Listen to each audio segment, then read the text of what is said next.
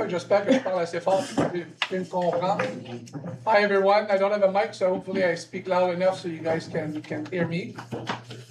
Welcome to Farm Point. Bienvenue à Farm Point. Je vais juste mentionner un petit détail. Je sais qu'on est beaucoup de monde ce soir, comme d'habitude à Farm Point. Il y a toujours une bonne assistance. Le stationnement, c'est important de ne pas barrer l'accès à la résidence des personnes âgées. Au cas où il y aurait une urgence, il faut que soit les pompiers et l'ambulance puissent y aller. Fait que je pense qu'on est correct ce soir. Là. Céline, on est-tu correct ou on vient dessus d'entrée? Il faut pas stationner. OK. C'est ça. Mais est-ce qu'il y a des autos là? Il y en avait pas. Il n'y en a pas, OK. Fait que je sais qu'on est beaucoup de monde, mais à l'avenir, lorsqu'on va faire d'autres parties du conseil à Chelsea à Farm Point, s'assurer qu'on ne se stationne pas là pour déranger non plus. Merci beaucoup pour votre aide. Alors, on va commencer. Nous reconnaissons que les terres sur lesquelles nous sommes rassemblés font partie du territoire traditionnel du peuple Anishinaabe-Algonquin. Alors, on va commencer avec l'adoption de l'ordre du jour. Ça prendrait un proposeur, un secondeur. Claude Donald. Là, on va commencer après ça avec le rapport du maire. So I'll go with the mayor's report. So the way I'm going to do it, because it could be I got a few pages, so it could take a while if I translate everything in both languages. So I'll go one paragraph in French, one in English, so that way everybody can follow. And all this is going to be on the website tomorrow, in French and in English, so you'll be able to find out exactly what I said in both languages. Alors pour le rapport du maire, il est assez long. De la façon dont je vais procéder, c'est que je vais le faire en français en alternance, grosso modo. Mais si vous voulez l'avoir en français ou en anglais, demain, ça va être sur le site web, puis il va être là dans la langue que vous voulez avoir. Fait que les parties que je vais dire en français vont être en anglais, fait que ça va être plus facile pour tout le monde de suivre. Alors, merci encore d'être ici. Comme d'habitude, à Farm Point, il y a toujours beaucoup de monde, c'est très apprécié. C'est pour ça qu'on aime ça venir ici, parce qu'on a plus que de monde qu'on a lorsqu'on le fait à la MRC. Alors, c'est un retour de vacances. L'été s'achève, les enfants commencent l'école bientôt, sinon il y en a qui ont commencé. J'espère que vous avez passé un bel été et puis que vous avez pu profiter de votre famille et puis de toutes les activités familiales. Comme vous le savez, à Chelsea, on est chanceux. On vit dans une atmosphère qui est merveilleuse. Et puis, on a toutes les choses qu'on peut découvrir dans d'autres régions de la province ou du pays, ici à Chelsea. Alors, on est chanceux de vivre. Alors, good evening, everyone. Welcome back. I hope this summer gave you what you were looking for, time with your family, trip, staying at home, do some water activities.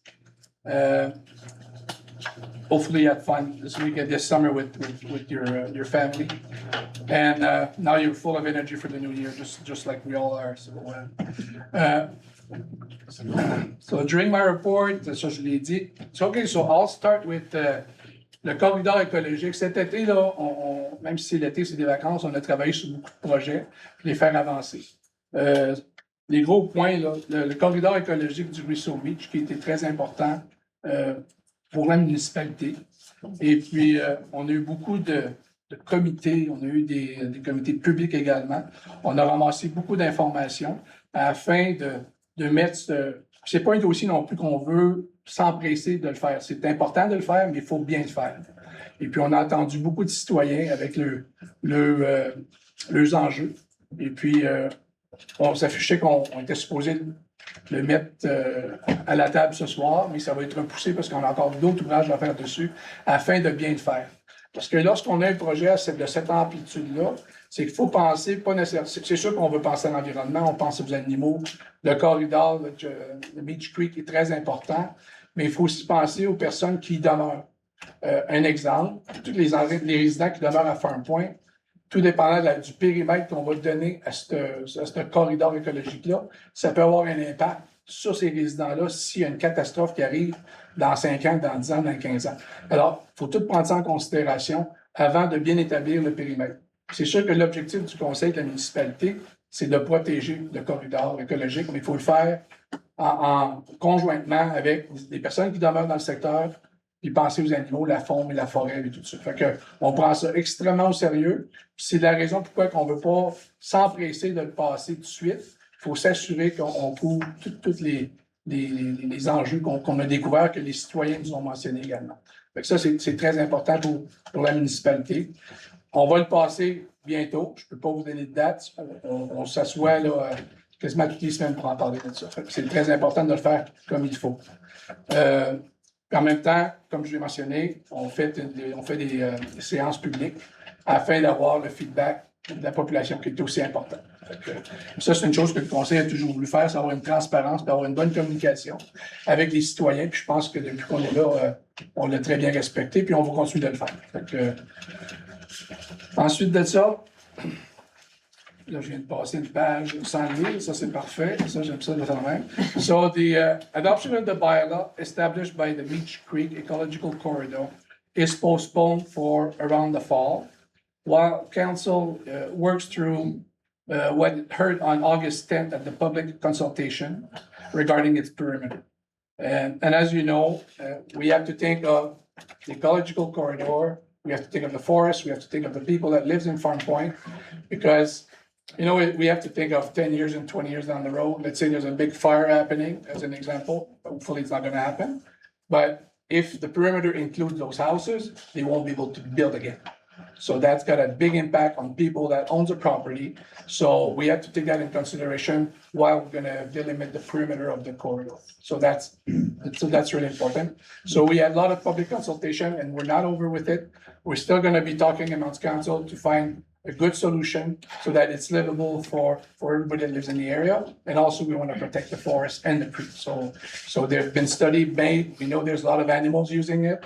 It goes from bears to deers to birds to whatever, just name it. Everything goes there. So, but we want to make sure that we protect the environment too. So, but we have to think of everybody that lives there. So it's just not one mindset, we have to think at large and what's going to happen in 10 years, 15 years if something happens. So we all take this in consideration, and we're always welcome anybody from the public to give us their feedback, which we did, and we really appreciate it because it educates us as well. So thank you for all the people that helped throughout the whole process, and we're not done yet. So thank you again. Le deuxième enjeu qu'on avait, c'est le milieu faunique puis la délivrance de permis.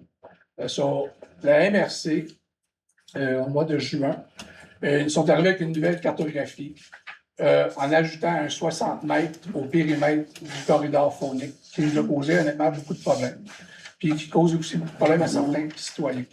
On a rencontré, Donald et moi, à Hollow Glen, beaucoup de résidents qui étaient très insatisfaits. Puis ça, on le comprend tout. Là. Puis même nous, le conseil, on comprend. Même l'administration, on comprend la situation. Puis on est en mode solution tout le temps. Fait que pour régler ça, on a contacté le ministère de l'Environnement, on a discuté avec la MRC. Et puis là, on a une rencontre le 17 août qui s'en vient. Le 27 août qui s'en vient, avec le ministère de l'Environnement et la MRC, afin de discuter en fin de compte des changements, de l'impact que ça a sur notre municipalité. Je ne peux pas vous promettre rien, mais je peux vous dire qu'on travaille fort pour trouver des solutions qui vont être viables pour tout le monde. Parce qu'on est conscient des impacts que ça peut avoir sur certaines propriétés. Puis, on trouve ça que c'est inconcevable, mais il faut aller selon les lois et les règlements. C'est en ayant une discussion ouverte avec les deux entités gouvernementales qu'on peut amener des changements. On travaille là-dessus en ce moment. Puis encore là, ici, on passe beaucoup de temps parce qu'on sait que ça affecte beaucoup de monde. C'est pas juste nécessairement le secteur Hollow Glen, c'est tout le centre du village également. Fait qu'il y a beaucoup de secteurs qui sont affectés, puis on va trouver une solution. Fait que on va venir au courant aussitôt qu'on a un dénouement là-dessus, on va vous laisser savoir. So this one, I'll say it all in English as well, because I think it's really important so people that understand. So what is it in English? Euphonic. Wildlife Protection zone. Wildlife. Protection zone. Thank you very much. So a lot of people applied for permits and they got declined because of that new MRC map that we received as of June 6th, if my memory is good. And we've been Donald and I, we met a lot of people at Hollow Glen.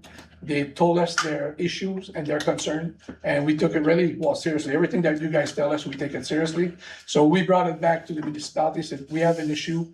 We have to find a solution. So we have organized a meeting on August 27th with the MRC and the Quebec government, the Environment Quebec government, to talk about it and see how we can find a solution on this.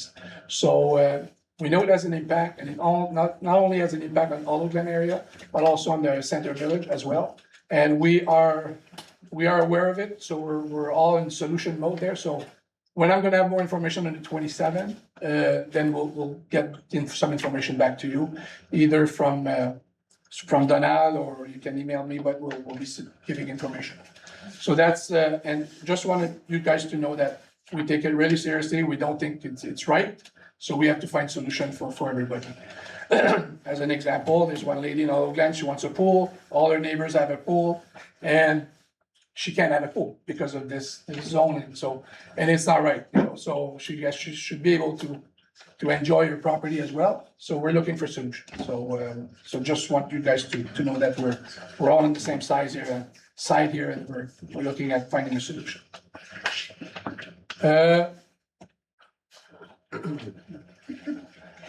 Encore, j'ai forcé bien les pages, là, mais Page 8. je suis peut-être rendu à la page. Entente avec la fondation. So that's the Chelsea Foundation that manages the Meridian Center. So last council, they authorized an analysis done that had to be done by Raymond Chabot-Thornton. So we received the report at the beginning of the summer. And so we're gonna look at it as the council, but the first thing we're gonna do is we're gonna present it to the foundation before bringing it to public, because we want them to be aware of what's in the report. And then from there, we'll make a decision the way we're gonna move forward with it. But just one thing I wanna make sure to everybody is that Meridian Center is still gonna be open, it's still open, all the programs are still available, nothing has changed. It's just how we're gonna manage the Meridian Center. That might change, and I just say might, like it might not change. So as a council and the municipality will sit together, we'll find a way that we can work all together, because I think they're doing an amazing job and they've been doing it for years, and we don't want to lose them, so we will find an agreement so that we can all enjoy the Meridian Center. So, l'entente de la fondation, avec l'entente de la fondation de Chelsea qui gère le centre Méridien, on a contacté la firme Raymond Chabot-Thornton pour faire une analyse. Ils nous ont donné 3 options. On a eu le rapport en début d'été, mi-été, là. Et puis là, la prochaine étape, c'est que le conseil, on va l'étudier. Première chose qu'on va faire après, c'est qu'on va le présenter à la fondation. Fait qu'au lieu de l'envoyer publiquement, ça leur présenter, on va leur présenter pour qu'ils sachent exactement ce qu'il y a dedans. Et puis, on va en fin de compte gérer une nouvelle entente avec eux autres. Puis c'est important de dire que le centre Méridien change pas. C'est toujours un building municipal, un édifice municipal. Les programmes ne changeront pas. Tout reste, côté programmation, tout reste là. Patinoire est ouverte, tout va rester pareil. C'est juste le côté de la gestion du centre Méridien qui va changer. Fait que ça, c'est ça. La première étape, c'est de parler à eux autres. Après ça, on va venir avec une entente où ce que les deux parties vont être contentes et on va être capable d'avancer. Côté élection, pour le monde qui me suit ou qui suit un petit peu l'Internet ou les nouvelles, il y a des élections provinciales qui s'en viennent le 5 octobre. Moi, je me suis donné comme mission de parler à tous les candidats, peu importe leur parti. J'ai contacté, David Lowe m'a contacté. Il y a aussi la personne du Parti conservateur qui s'appelle... Attends un petit peu, là, c'est pas un nom facile. C'est pas un nom facile. Page 10. Bertin Aboussou. C'est ça, Bertin Aboussou, excuse.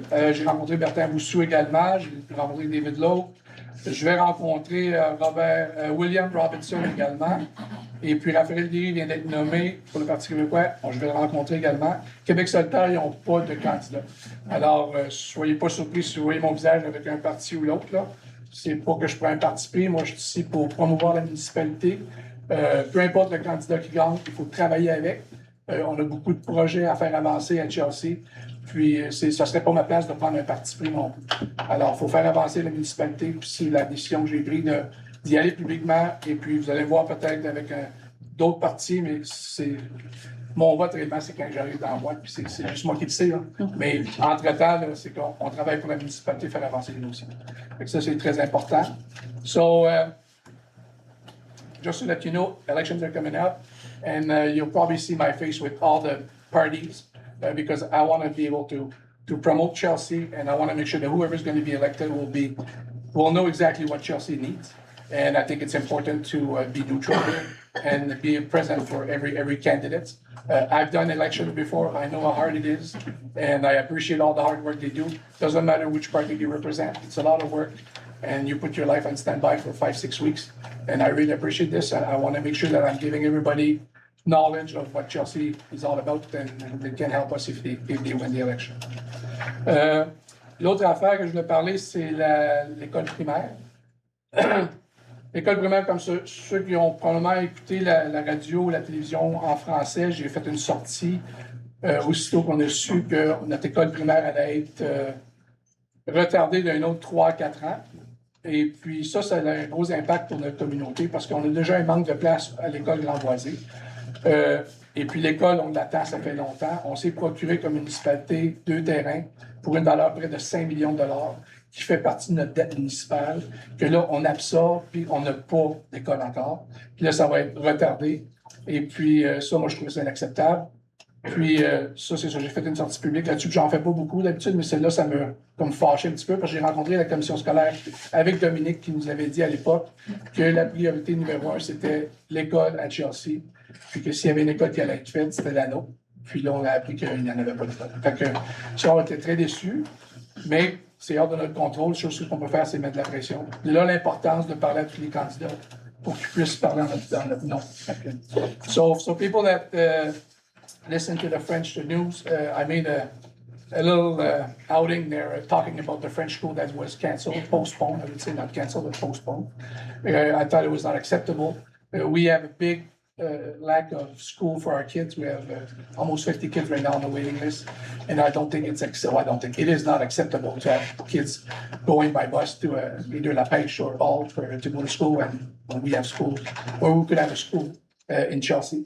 So I came out publicly, and I still haven't heard from the Quebec government or the school board. So I haven't heard anything. So I don't know why, but I think it would have been nice just to get a letter saying, hey, you guys are going to wait another 3 or 4 years. But anyway, it is what it is. So I made a little outing there. So usually I don't make it, but this time I thought it was really important for our community to speak up. So,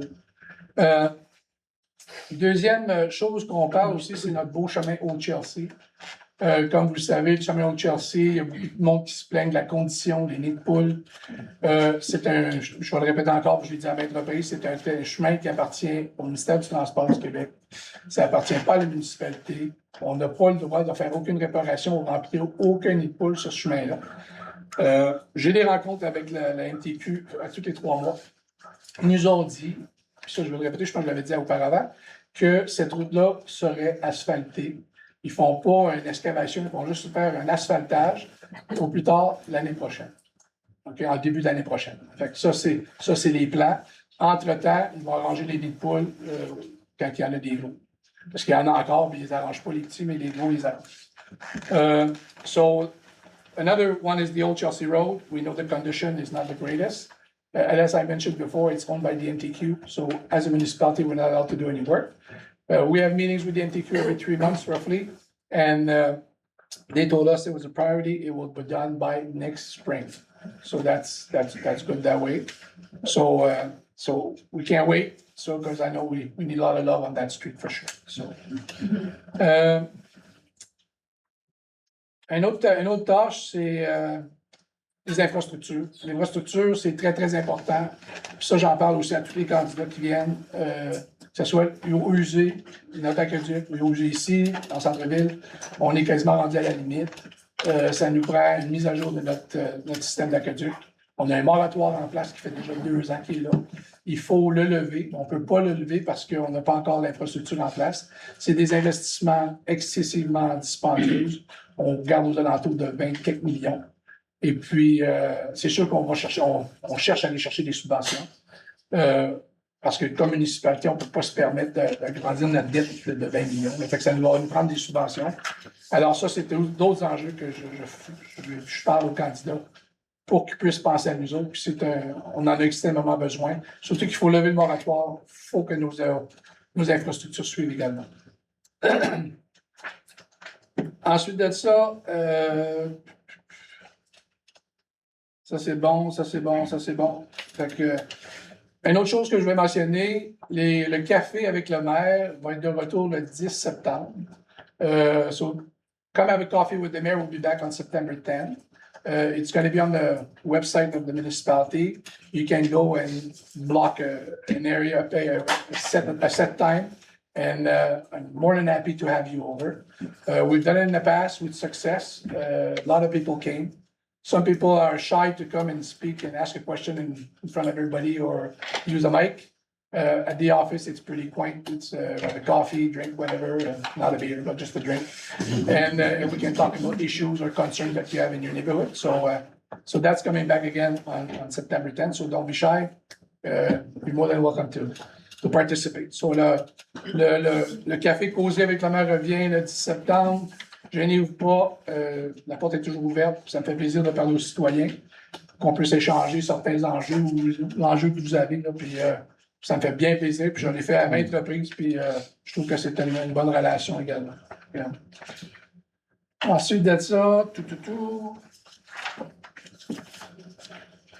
Dans le côté communautaire, je l'avais dit que ça allait être long. I told you it was going to be long, but I'm kind of almost done. Dans le côté communautaire, en fin de semaine, on a eu le demi-marathon, qui était un autre succès. L'emplacement, c'est idéal. Ça s'est passé dimanche matin, de 8h jusqu'à environ midi. Ça partait d'ici à Farm Point, ça se terminait à Brasserie Chelsea Co dans le centre-ville de Chelsea. Ça a bien été, ils ont accueilli pas loin de 1500 personnes. Pas tout le monde qui a couru le demi-marathon, il y en a environ 900 quelque chose qui couraient le demi-marathon, mais il y en a d'autres qui faisaient juste 1 km, 2 km. Ça a été un succès cette année. Puis on est passé d'environ 750 à 1500 participants. Fait que c'était un succès, puis ce que j'ai entendu dire des commentaires que j'ai eus, c'était bien accueilli de tout le monde. Puis ça n'a pas fait trop de graveux. Je sais que dans le passé, on a des problèmes de stationnement dans le centre du village. Ils ont fait des modifications. Tout le monde se stationnait au casino. Puis il y avait des navettes qui les emmenaient ici. Fait que ça s'est super bien déroulé. Puis j'ai été très, très impressionné aussi de voir ça. So we have the half marathon this weekend. It went really well. It was started from Farm Point to Chelsea Co downtown. Everything went well. Almost 1,500 participants were there. 900 of them, or 9-something, did the half marathon. And the other ones, they did 1 or 2 kilometers. So it was really good feedback from everyone. And this year, what they've done different is that instead of letting people park in Chelsea, they told them to park at the casino, and they had buses bringing all the people to Chelsea, which was wonderful. So it was easier on the traffic, it was easier for everybody. So. L'autre chose aussi, on a un club de lecture TD, animé à la bibliothèque municipale tout l'été. L'activité de clôture aura lieu le 20 août à 14h à 15h. Une animation bilingue sur les fossiles, les roches et les minéraux pour les enfants de 12 à 15 ans. Aucune inscription n'est requise. 5 à 12 ans. 5 à 12 ans, c'est pour ça que j'ai dit. Non, OK. Oh, excusez-moi.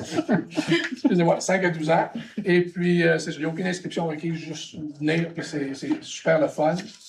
Ensuite de ça, notre bibliothèque, on a accueilli une délégation internationale dans le cadre du 40e congrès mondial IBI.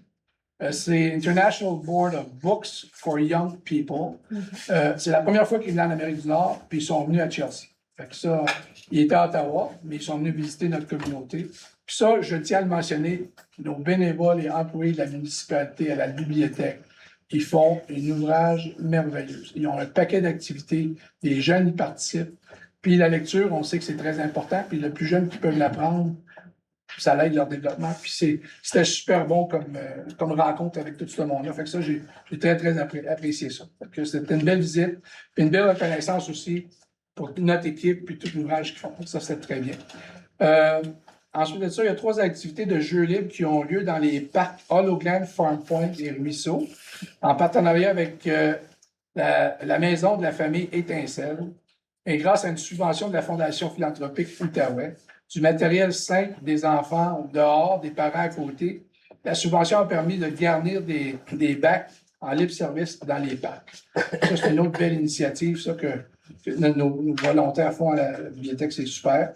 Et puis, on a aussi des ateliers culinaires pour les enfants de 14 à 17 ans, qui sont tenus au mois de juillet et août dans nos centres communautaires avec le Centre Emploi des collèges. two items from the fire department, and I have saved them for the end, for this purpose. So the third blood drive of this year is the next Tuesday, August 25th, at the Meredith Center, organized by our firefighters. And if you're able to give, please do so. Comme le dicton dit, it's in you to give, right? So, gênez-vous pas, allez-en donner du sang, on y en a besoin, puis il y a un grand besoin de sang.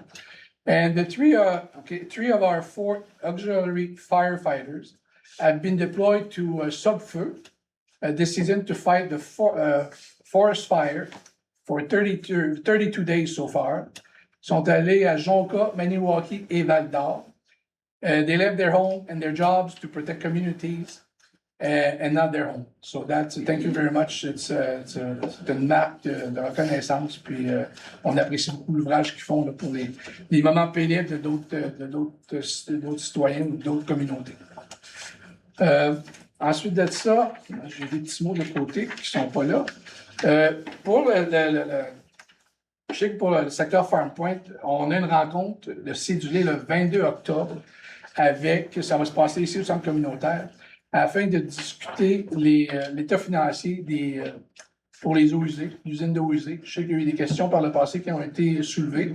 Et puis, avec l'aide de Rita et puis de Aziz, qui est notre nouveau directeur des finances, on va avoir une rencontre le 22 octobre pour vous expliquer exactement où est-ce que l'argent va, où est-ce qu'on en est rendu avec la dette, et ainsi de suite, puis comment les frais de maintenance coûtent. Ça s'en vient le 22. Alors, les gens de Farm Point, vous êtes bienvenus à participer. L'autre affaire que je voulais amener, c'est l'intersection 105 Saint-Clément et puis Carmen, qui est une intersection très dangereuse. Puis je sais que ça fait longtemps que vous en parlez. Puis je sais qu'on essaie de trouver des solutions. On essaie, puis les travaux publics également, d'essayer de trouver des solutions. Ce qui arrive avec cette intersection-là, qui est très dangereuse, il y a 2 stops sur Saint-Clément et Carmen. Cross-loop. Cross-loop? C'est Clément, Cross-loop? Cross-loop. OK, excusez-moi. Cross-loop. Puis chez l'autre côté, c'est la 105. On ne peut pas mettre de stop. Parce que c'est une 3 voies, puis on n'est pas permis. Il faudrait faire un terre-plein dans le milieu pour réduire en même temps la chaussée, on va voir. Puis ça coûte de l'argent. Puis c'est pas une question d'argent non plus, parce que la sécurité des citoyens est plus importante. Mais c'est qu'on est aussi à l'étude pour voir peut-être que la solution, c'est de mettre des lumières de circulation, qui seraient plus sécuritaires pour tout le monde. Puis que lorsque la lumière est rouge, personne ne passe. Fait que ça, c'est ce qu'on regarde. Fait qu'avant de dépenser un 30-40 000 pour faire un terre-plein, on est mieux, je sais que c'est dangereux, là, mais on est mieux que garder cet argent-là pour l'autre projet, là, pour mettre soit des lumières ou des autres alternatives. Peut-être ça pourrait être un rond-point également. Là, fait qu'on regarde les possibilités. Fait que ça, c'est des choses que je voulais mentionner, qu'on ne vous oublie pas. C'est très important. Je vais le dire en anglais celle-là aussi parce que je sais que certaines personnes à Farm Point ne parlent pas français. Fait que I know that there's a big concern with the Highway 105, Saint-Clément and Cross Loop. It's a dangerous intersection. It's really hard to cross to go over to IGA or whatever. And so we're looking at a solution. One solution was to put a stop sign, and we can't do it because it's a 3-lane highway. And we're not allowed to put a stop sign on the 3-lane highway. So now we're looking at different, there's a term. Configuration. There's a different option. We could put a, Roundabout. no, roundabout is one option. But before that, to do another option is to put a terminal. You mean install? Yeah. Like a little island? An island, that's right. We could put an island on the 105 to reduce the lanes to 1 lane. But then again, that would cost X thousands of dollars, and that would be thrown away once the new plan comes up. So we're thinking of you. It's not something that we're not going to do. We're looking for a solution because we know it's dangerous. Safety is really important. So this year it's not going to happen because it's a major project. To put lights, you're looking at $1 million. So we have to apply for subsidies and all that stuff. So there's a process to it. But we take this really seriously, and we're going to find a solution for this. So that's it for that. Can I just say the other message in English, the one about October 22nd? Oh, well, sure, I can say it in English too. So October 22nd, I know some, last meeting I was here, some citizens were concerned about the sewer plant, because they've been paying forever, and they wanted to know exactly where the money went, or is going and what's left over on the loan. So, with Rita's help and the new director of, finance. So we're gonna have a meeting on October 22nd to go over the whole financial status of this project. So you'll know. So I invite everybody at Farm Point to come and ask questions, as is will be able to answer any questions. And I'm almost done. So, I just want to make this really quick now. So, as you know, I try to do pretty much everything bilingual, but you can have a full report on the website tomorrow, both languages, maybe a little bit more detail, just in case I forgot something, French or English. But just go there. Don't forget to have a coffee with the mayor. It's available. Don't be shy. And I wish everybody a nice end of the summer. Enjoy the dock there while it's still open. And because the dock actually, as a parenthesis, it was supposed to close on August 30th. It's gonna be extended. Just wait a second. It's gonna be extended till September 8th. So it's September 8th, it's gonna be extended. After that, it'll be too cold, you won't come this one. Alors, le quai municipal est supposé fermer le 30. Mais même à l'époque, on avait dit qu'il y avait une possibilité de prolongement. Et puis là, on a décidé de prolonger jusqu'au 8 septembre. Fait que, il va être ouvert jusqu'au 8 septembre. Fait que, juste pour vous laisser mentionner ça. Fait que, merci beaucoup. Puis, on peut passer à l'autre étape. Oui. Donc, la période de questions, j'ai Michael Vaillancourt. Michael. Monsieur le maire, mesdames et messieurs du conseil, bonsoir. Je suis Michael Vaillancourt et je réside au 24 chemin Cadillac, à Chelsea évidemment.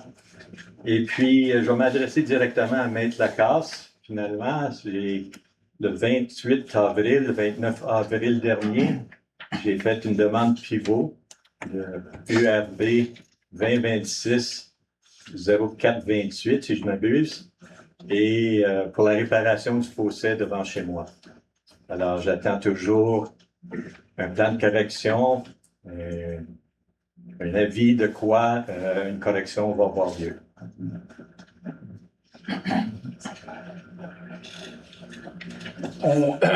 Juste pour donner une petite introduction là-dessus, on est allé visiter durant les mois de la propriété. Et puis, on a fait une demande à l'époque. Fait que là, il faudrait juste faire un suivi avec nous, voir qu'est-ce qu'il y en est là, où ce qu'il y en est, tout ça. Je vais vous revenir la semaine prochaine. Il est en vacances cette semaine, donc je reviens. Oh, vous n'êtes pas Maître Lacasse? Oui, je suis Maître Lacasse, Oui. mais c'est pas moi qui le directeur des travaux publics. Non, le directeur il est en vacances, donc je vais pouvoir être capable de lui demander. Ben, madame, étant donné que la demande a été faite le 28 avril, Je peux faire les suivis, mais comme je vous dis, j'ai pas la réponse actuellement. vous n'avez pas la réponse, mais M. le maire mentionne avec M. Derry qu'ils ont eu une rencontre avec vous à ce sujet et que ils m'ont même affirmé qu'une correction était favorable à ce sujet, étant donné les irrégularités, le manque de consistance sur la rue et le danger que ça se présente, en plus de que c'est laid. Ouais. Alors, sur ce, je suis un peu étonné que je dois encore attendre une réaction de votre part. Là, ce qui arrive, c'est que le directeur des travaux publics nous est en vacances. Lui, on lui a parlé. Les autres, ils vont évaluer la situation. Comme on s'est dit, là, on leur a présenté le projet, on leur a présenté la situation. Les autres, il faut qu'ils fassent une évaluation. Il y a des coûts à tout ça également. Et puis, comme je vous dis, on s'en occupe. C'est juste que nous, on n'est pas là pour donner une réponse. Lorsqu'ils vont revenir de vacances, on va s'assurer de vous contacter et de donner la réponse. Alors, si je peux rajouter sur le fait que, oui, il y a toujours des dépenses à encourir quand les travaux n'ont pas été complétés de la bonne façon dans un premier temps. Comme je vous dis, devant chez moi, ça ne représente pas le standard même sur la rue. La consistance n'est pas là. Et puis vous-même avez pensé que ça représentait un danger. Pour moi, ça représente vraiment une insulte, étant donné que j'ai probablement la maison qui paye le plus de taxes sur la rue. Et puis, mon évaluation, en fait, pourquoi je paye plus de taxes? Puis, c'est chez moi qu'il y a un tranché qui manque beaucoup de dignité. Et il manque d'entretien également. Alors, comme je vous ai déjà écrit un chèque pour 44 000 $ comme taxe de bienvenue, j'aimerais bien savoir si on est bienvenu et qu'on nous écoute à notre arrivée. Et voilà, je suis prêt à patienter encore une semaine, le retour du directeur. Mais comme je vous mentionne, depuis le 29 avril, je m'attends à une réaction de votre part. C'est bon. Je vous dis, il revient la semaine prochaine, on va vous répondre. Bon, excellent. Et comme je n'ai pas encore soupé, je vous dis tout de suite bonne soirée. Merci. Merci. Jean-Louis Wallace. Merci. Monsieur le maire, les conseillers, merci de prendre le temps pour les questions ce soir. Moi, j'ai une question pour vous. Moi, moi et mon époux, nous ne sommes pas propriétaires ici à Chelsea, mais plutôt on est propriétaires en face, à Cantley. Et puis moi, je viens ici pour avoir des questions concernant la mise en application ou la mise en vigueur de la politique et des règlements concernant les quais le long de la rivière, surtout ici à Frank Point. Parce que nous, en face, comme vous avez probablement entendu par le passé, on n'a pas d'accès par le côté Cantley. Notre accès, c'est ici par la rivière. Ici. Donc, on a un petit quai avec notre canot pour nous permettre de traverser de l'autre côté. Ça ne tombe pas dans les règles que vous avez mises en place, donc ça va nous limiter en termes de pouvoir accéder à notre chalet. Donc, on aimerait savoir, je comprends bien que possiblement vous n'avez peut-être pas les réponses ce soir, mais j'aimerais bien avoir un suivi en termes de votre politique ou votre approche que vous allez prendre dans les mois à venir ou l'année à venir concernant les quais qui sont ici. Et puis, possiblement, s'il va y avoir possibilité d'avoir une dérogation pour les propriétés comme nous qui n'avons pas accès du côté de Cantley. Merci. C'est dommage de demeurer sur le mauvais côté de la rivière. C'est une joke. Mais on est en train de regarder tous les dossiers des quais en ce moment. Et puis, on réévalue toute la situation. En ce moment, on est statu quo pour l'instant. Et puis, de là, lorsque le règlement va être en place, là, on va vous faire part des changements. Mais on est conscient, c'est un problème plus grand que juste Chelsea, c'est un problème de la MRC également. Fait que c'est quelque chose qu'on regarde avec un œil plus grand ouvert. OK. Et pour l'instant, c'est statu quo. Vous êtes parfait. On va attendre de vos nouvelles, puis on réagira en conséquence par la suite. Merci. Merci. Merci. Francis Joannis. Bonsoir tout le monde. Donc, j'ai une question, mais avant, j'ai un peu de contexte. Puis, j'ai préparé la documentation que j'aimerais vous donner. Est-ce que, après, maintenant, Ah, vous pouvez me dire. je ne vais pas aller au travers de tout ça. Je vais faire les grandes lignes. Donc, j'habite depuis le mois de décembre dernier, ma conjointe et moi, au 68 chemin du Mont-Columbia à Hollowland. Et puis, cet été, on a fait 2 demandes de permis qui ont été annulées par la municipalité. Puis, par exemple, une d'entre elles, c'était pour une remise. Et puis, les raisons évoquées dans l'annulation étaient le fait que les travaux se situaient à l'intérieur de la zone de 60 mètres d'une des espèces protégées. Et puis, ensuite de ça, j'ai étudié le règlement de la municipalité, le règlement 12-15-22, et sa carte, la carte qui provient de la MRC, qui est datée de juillet 2014.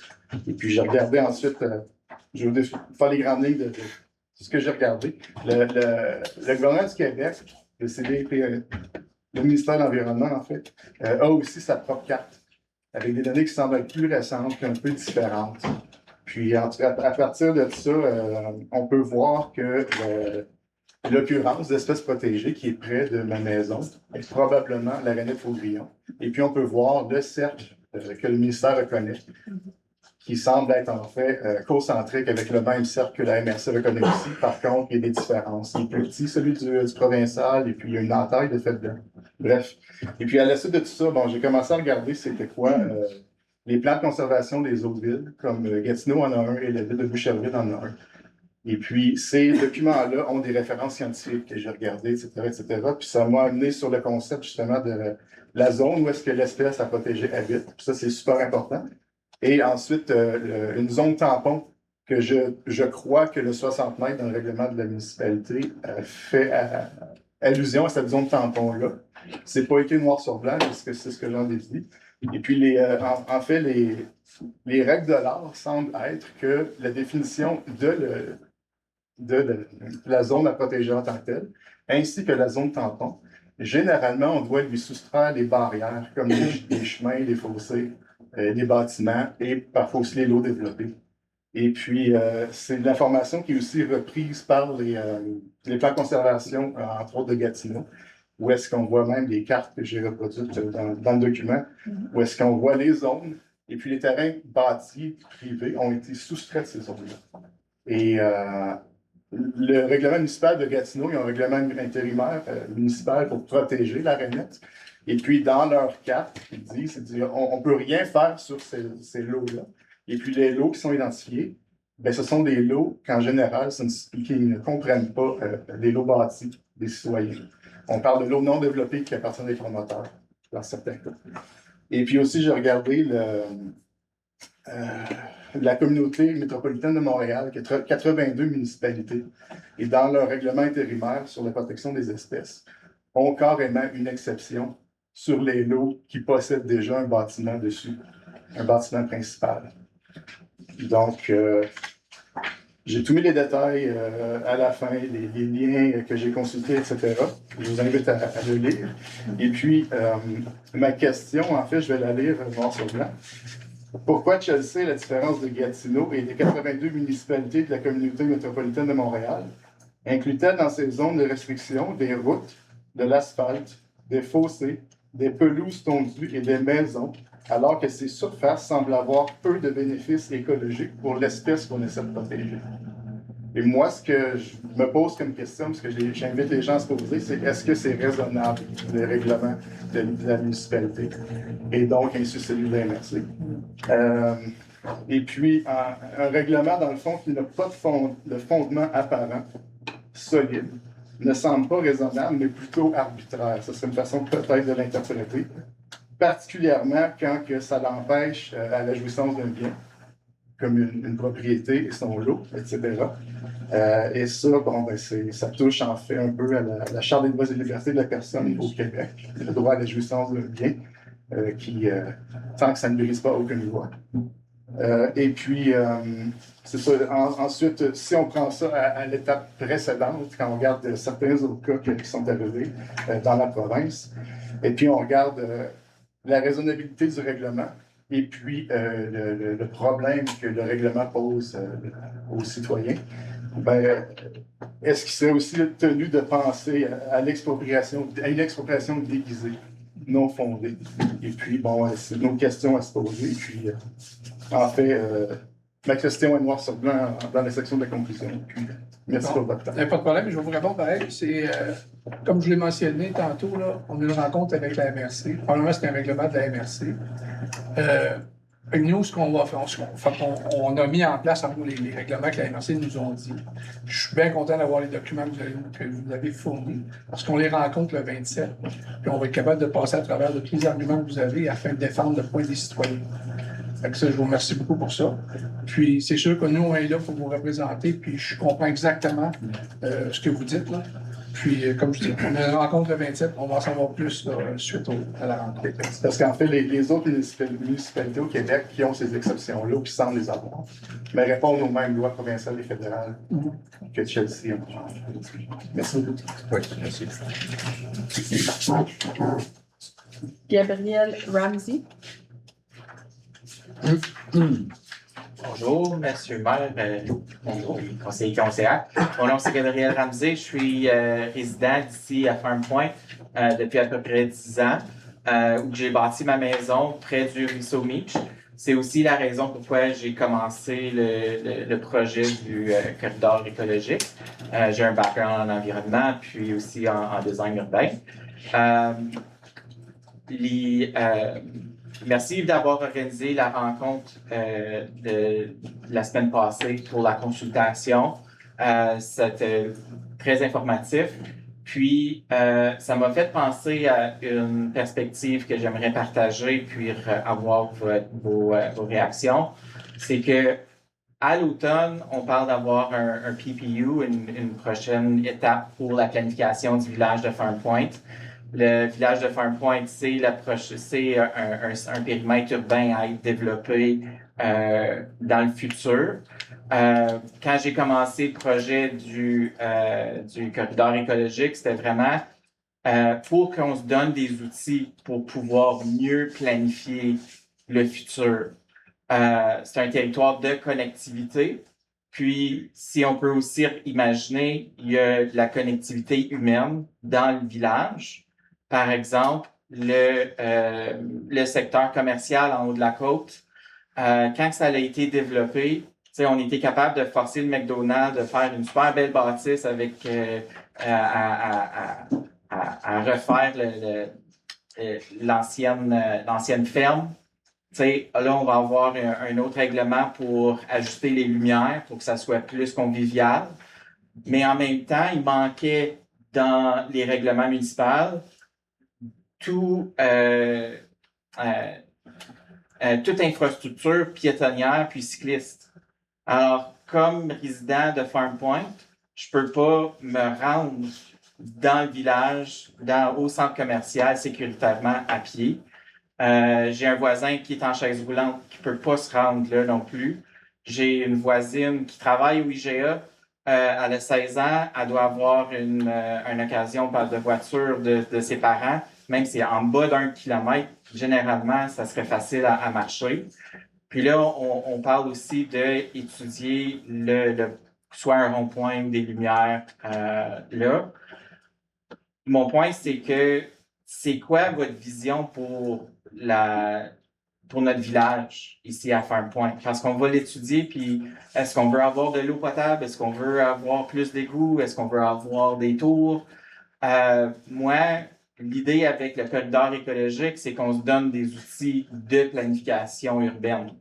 Parce qu'on peut, avec ces outils-là, planifier la connectivité des animaux en même temps que de notre connectivité puis notre développement urbain. Puis comme ça, on va pas vraiment falloir travailler sur des projets Band-Aid comme le stop que ça fait 5, 6, 7 ans qu'on aurait dû en avoir un stop ou un rond-point à la 105. Alors, en préparation du PPU qui s'en vient pour Farm Point, ça serait quoi vos mots d'ordre? Est-ce qu'on veut des trottoirs? Est-ce qu'on veut avoir des troisièmes places où que les citoyens peuvent se rencontrer? Une troisième place, c'est comme le quai ici. C'est ici qu'on a le commérage du village, on rencontre nos voisins, on se bâtit des liens, puis on bâtit une confiance dans notre communauté. Pour répondre à ça, premièrement, je dois dire que vous êtes très bien représenté dans le district 5 avec Rita. Parce que Rita, là, elle vous a à cœur, puis elle arrive avec toutes sortes d'idées. Puis c'est des idées qui sont importantes. La sécurité d'un citoyen, on ne mettra jamais ça en cause non plus. Et puis nous, on vient d'arriver. Puis ce qui s'est passé dans le passé, c'est le passé. Mais là, nous, réellement, on va de l'avant. On sait que c'est un enjeu sécuritaire, que ce soit un trottoir, des bollards. Il faut sécuriser ce rond-point-là. On a amené un paquet de commerces. Dans ce temps, il faut être sûr que c'est sécuritaire pour les citoyens qui s'en servent.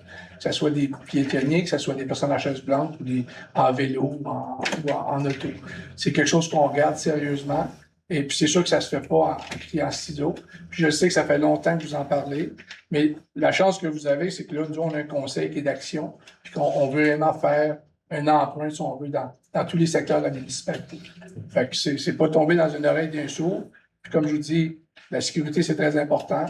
Puis, je pense que c'est là qu'on s'en va tout. Peut-être ajouter que dans le processus du PPU, normalement, il y a un consultant, puis il y a des vastes consultations à la population pour extraire. Fait que ça va venir de vous autres, là, dans le fond. On a l'apprentissage de ce qui s'est fait au village aussi. Fait que on va bénéficier de ça aussi. On va essayer de faire quelque chose de bien. Mais vous êtes une communauté qui participe fort. Je suis certain qu'on peut aussi faire. Comme vous voyez, on ne fera pas une duplication de ce qui s'est passé dans le centre du village ici non plus. Fait que vous ne verrez pas de 3-4 étages, puis c'est ça n'arrivera pas là. Probablement, l'infrastructure n'est pas là non plus. L'infrastructure doit user au maximum. Fait que je pense que même le développement qui part dans la carrière des riz, lorsque ça va arriver, je ne dis pas lorsque ça va arriver, c'est tout de l'ancrage, c'est pas de densification non plus. OK. Merci beaucoup. Je voulais juste ajouter que vraiment, mon but, ça serait que la vision vienne des gens qui participent. C'est pour ça qu'on va avoir des consultations. Donc, je sais que tu nous demandes notre vision, là, mais moi, je pense que ça devrait venir des gens qui viennent ici. Cool. Merci. Jim Conley.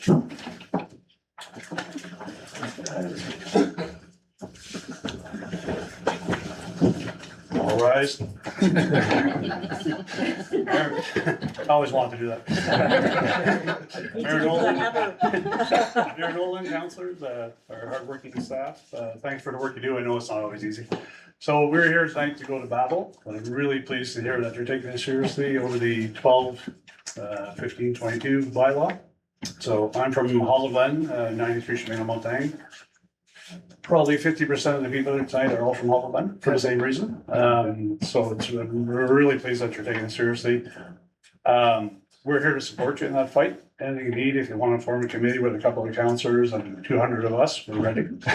So, and I just like to mention, I know there's lots of technical points. People brought up some really good points at the meeting 2 weekends ago, so thanks for having that. I think the important part is I had a couple of long-term residents in Hollow Glen. They've helped out, they volunteered like crazy over the years with the lake issues with the dump. The Hollow Glen Dam fiasco, we got through all that together. And now they're dealing with this. They're retired. They have a beautiful 2 homes on the lake, on Beaver Lake, Black Mountain. And they're planning right now for next summer to upgrade that home that their tenants moved out. And she was just crushed. Like she was shaking, she was crying, and oh, calm down. We'll figure it out, you know. And then we have a young couple here. These are friends, family, neighbors, all from Hollow Glen. Darrell and Carrie-Ann Williams just put an offer on, it was accepted on the house on Beamish. They're taking possession in November. His first order of business next spring was to build a garage. So they're actually crushed to find out that they can't do that. They haven't even paid for the house yet, but they're locked in. We have Steve Trombley, a neighbor of mine.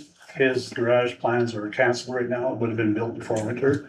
So I just started to think of like the mental health part of it. I mentioned that in an email that I sent to Donald, and Donald, no sé beaucoup de temps, l'implication dans this is very important.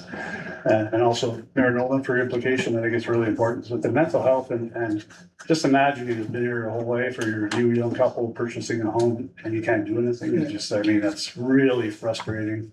It's, so it's really hard for people. So I think if you can just keep that in mind as well when you're talking to the MRC and Environment Quebec, I mean, it's a big deal. Yeah, Donald made a report at the end of the meeting that we had a couple of weeks ago there. So we know exactly all the issues that you guys have mentioned, so Donald took a good note of this. And I'm aware of the situation, and as I mentioned, we have a meeting with the MRC and Environment Quebec on the 27th. Yeah. And the document that we just received tonight, it's perfect, because it's got a lot of good information in there, I'm sure, that we can share with them and find out why they're doing this. Yeah. So I'll have more answers after the 27th. Right now, we're trying our best to save your property and save your belongings. That's great, really appreciate it. And what's the plan to keep us engaged going forward? Well, as soon as we have an answer on after the 27th there, the outcome of this, well, Donald will know for sure. And I'm sure you're all part of Donald's group on Facebook or email and all that. So we'll be sharing it. We could do another public session in Hollow Glen, just to explain to you the outcome of the meeting we had with the MRC and the Stats Quebec. Okay, and once again, if you need support, we're ready to support you. If you need the numbers, you need people to come out, we need to form a committee, we're totally ready to do the battle. So, because we have a hard time, I do have a hard time personally, when you especially the couple you just said, they've been there for 30, 40 years. Oh. And now you can't even build an addition or a garage. And you've been paying for this lot forever. Yeah. Or the house, you know, so I have a problem with this. Yeah, that's a big issue. So, yeah. Okay, well, thank you for your time. Thanks for all the hard work. Thank you. Darrell Williams. Hey, you just mentioned it. We're not connected. Hello, guys. Thank you for your time. Like Jim mentioned, me and my wife just purchased a home in Chelsea. I currently live in Alma. The whole reason we purchased in Chelsea was the potential, and we outgrown the space. So we paid over 100,000 asking price because of the potential of the property. It's an acre land. We wanted to build a garage, which you need in Canada, and possibly down the line expand the footprint. But from what I'm understood now is that that's all irrelevant, so I felt like I bought an egg. So now I can't do nothing. Not only did I pay over asking, I don't think since this law was put into place that the municipal value has been adjusted on these properties. Because what we're all hearing now is that all of our property values dropped. And had I had that going to the negotiation table, it would have changed the price. So not only am I stuck, like what to do, you mentioned also if my house burns down, I understand, you can't extend. But if the house burns down, or the neighborhood have a forest fire, we can't rebuild. Well, guess what? The habitat in the area, they're burned down and their habitat's gone too. So we're pretty much told that we can't go back there. We can build a house in 6 months faster than the habitat will regrow itself to be livable for that. So keep all of that into consideration. Also, what do I do now? Do I fight my new owners? Did they know about it? Did I get scammed? And had the municipal, after you put these laws in place, adjust the value, which it would have dropped significantly. And there's also new houses for sale around the area. So you have to keep this in consideration. We pay more taxes than the habitat, some things, and the taxes that I'm paying, the same as my neighbor who will get to enjoy his garage and his pool. Do we pay less taxes now if we move in? So there's a lot of things to do and also compare apples to apples with adjacent areas. Because if I drive 5 minutes to the left, there's a new construction, new development going on, which is hard when you can see it, but you're being told you can't build, but the guys next door can build 3 stories, 4 stories. So just Yeah, keep that. we are aware of it, and that's why we're going to the meeting with the MRC and Environnement Quebec with all the things that you just said there. And those are our arguments to say, come on, this doesn't make sense. you know? Okay, also, can I get something in paper to get a discount on the house before I? Thank you, guys. Stephen Tremblay? Bonjour tout le monde. Hi everyone, thanks for your time. I'm going to follow up with a lot of what these guys said, but I want to thank Mayor Nolan, Monsieur Derry, and also Jérémy Municipality. So I've been able to have conversations with staff about this, which has been great. So I think a lot of things, everyone's supporting each other, everyone's moving forward, but I think for other counselors too, it doesn't, like, this seems like this is a problem that can grow into your area. Like, these maps seems to come out of nowhere. A lot of time the staff, the municipality doesn't know. So I think it's just a matter of time before this becomes a bigger issue with the municipality, with the province and the MLC. And I appreciate like that there's a meeting coming, but Mr. Joannis here provided a lot of potential short-term examples that I think council should be looking at if the province doesn't agree with us and if the things don't go our way. Because I'm looking at my property being appropriated. I'm not only dealing with frogs, I'm dealing with falcons too, all right?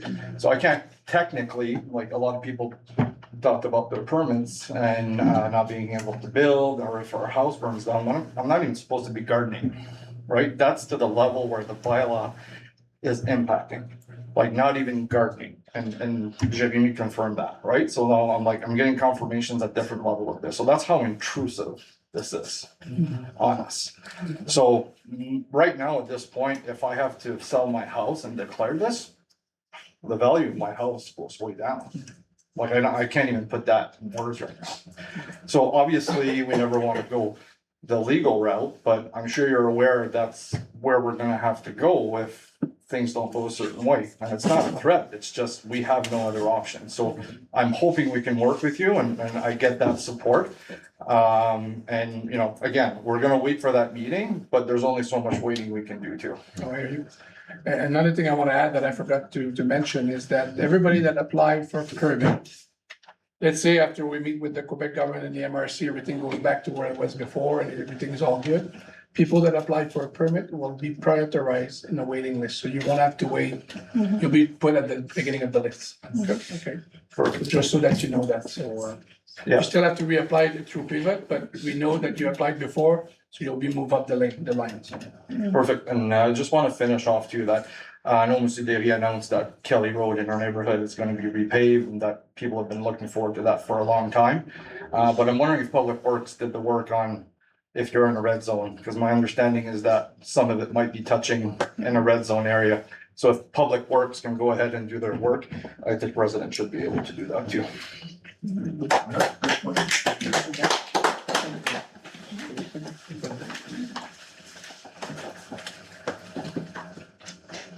That's it? Non. Je peux...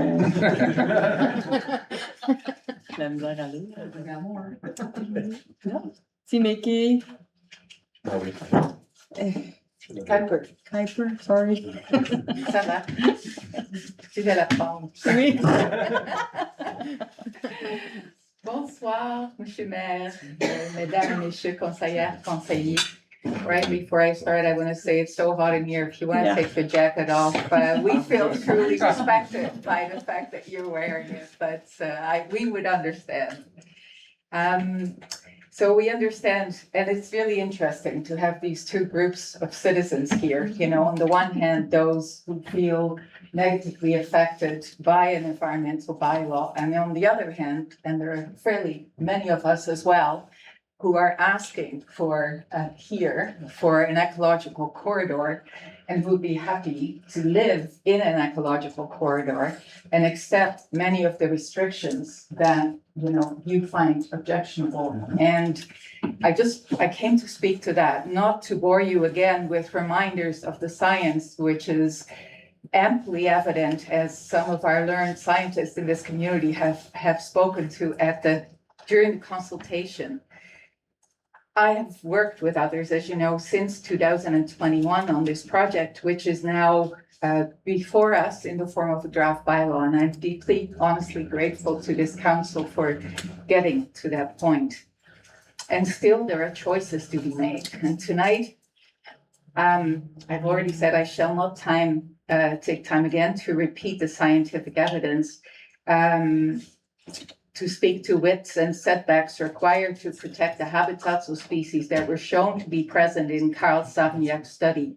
Instead, I would like to take roughly 3 minutes, and I timed it, to speak to the concept that you probably don't hear a lot about, although the concept of mental health just did come up.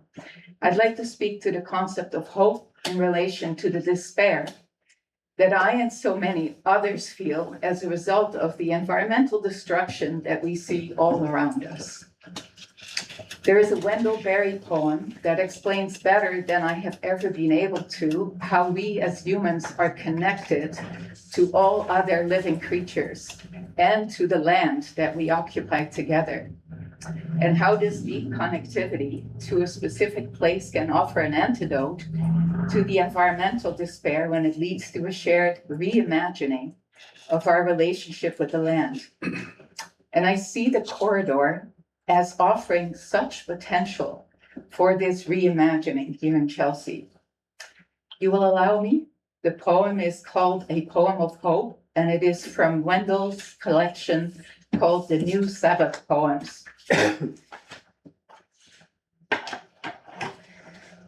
It is hard to have hope. It is harder as you grow old. For hope must not depend on feeling good. And there is the dream of loneliness at absolute midnight. You also have withdrawn belief in the present reality of the future, which surely will surprise us. And hope is harder when it cannot come by prediction any more than by wishing. But stop dithering. The young ask the old to hope. What will you tell them? Tell them at least what you tell yourself. Because we have not made our lifestyle to fit our places. The forests are ruined, the fields eroded, the streams polluted, the mountains are overturned. Hope then to belong to your place by your own knowledge of what is, that no other place is, and by your caring for it as you care for no other place, this place that you belong to, though it is not yours, for it was from the beginning and it will be to the end. Belong to place by knowledge of the others who are your neighbors in it. The old man sick and poor who comes like a heron to fish in the creek, and the fish in the creek and the heron who man-like fishes for the fish in the creek, and the birds who sing in the trees in the silence of the fisherman and the heron, and the trees that keep the land they stand upon, as we too must keep it or die. Be still and listen to the voices that belong to the stream banks and the trees and the open fields, there are songs and sayings that belong to this place, by which it speaks for itself and no other. Found your hope then on the ground under your feet. Be lighted by the light that falls freely upon it after darkness of the nights and the darkness of our ignorance and madness. Let it be lighted also by the light that is within you, which is the light of imagination. By it, you see the likeness of people in other places to yourself in your place. It lights invariably the need for care toward other people, other creatures, in other places, as you would ask them for care toward your place and you. No place at last is better than the world. The world is no better than its places. And its places at last are no better than their people, while their people continue in them. But when the people make dark the light within them, the world darkens. And so I ask you to allow the light inside yourself, which is your imagination, to be used, to imagine something really good and creative in Farm Point, to avoid what most people acknowledge as something that may have gone the wrong way without pointing any fingers in our southern urban parameter. While also, acknowledging that each place, Hollow Glen and Farm Point are separate. They're separate needs, they're separate circumstances, they're separate conditions. So we also must care for the places, of our neighbors there. Anyways, this is unusual, but I just felt that it might be nice to share something that spoke to me. Thank you. Thank you. Thank you. Thank you, Senator. Est-ce que je peux ajouter quelque chose? Parce que il y a eu des questions qui portaient sur les habitats fauniques et des questions sur le corridor écologique. Et il est important de comprendre que c'est deux dossiers différents. Le corridor écologique, c'est un projet municipal fait en concertation avec des citoyens. On est capable d'identifier chaque lot, chaque parcelle, puis de comprendre la réalité des citoyens, puis d'adapter notre projet de réglementation à ça. C'est fait avec les élus, c'est fait avec le projet des habitats fauniques. Ça vient de Québec, imposé à la MRC. La MRC nous l'a imposé. Puis c'est un règlement aveugle qui traite les rainettes faux-grillons et les oiseaux de la même façon, la façon dont on les gère. Et c'est aveugle parce que c'est un 60 mètres autour de l'habitat sans tenir compte de qu'est-ce qu'il y a dans ce 60 mètres. Fait que c'est les deux dossiers, c'est protection de l'environnement, mais ça n'a rien à voir, il ne faut pas les confondre. Et soyez, il faut être rassuré que le conseil comprend bien la différence. Puis je pense surtout aux médias qui sont ici, là, de faire une bonne distinction entre les deux projets. Merci, Lionel. Jannick Air. Ou c'est Jennifer Air? Jennifer Air.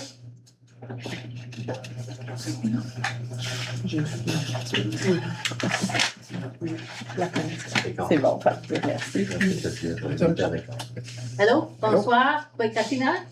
I'm talking about the corridor, the ecological corridor. It's my understanding that some councillors and some residents are not in agreement with regards to the broadening of the wildlife corridor, like there's been the narrower proposal and then the larger proposal.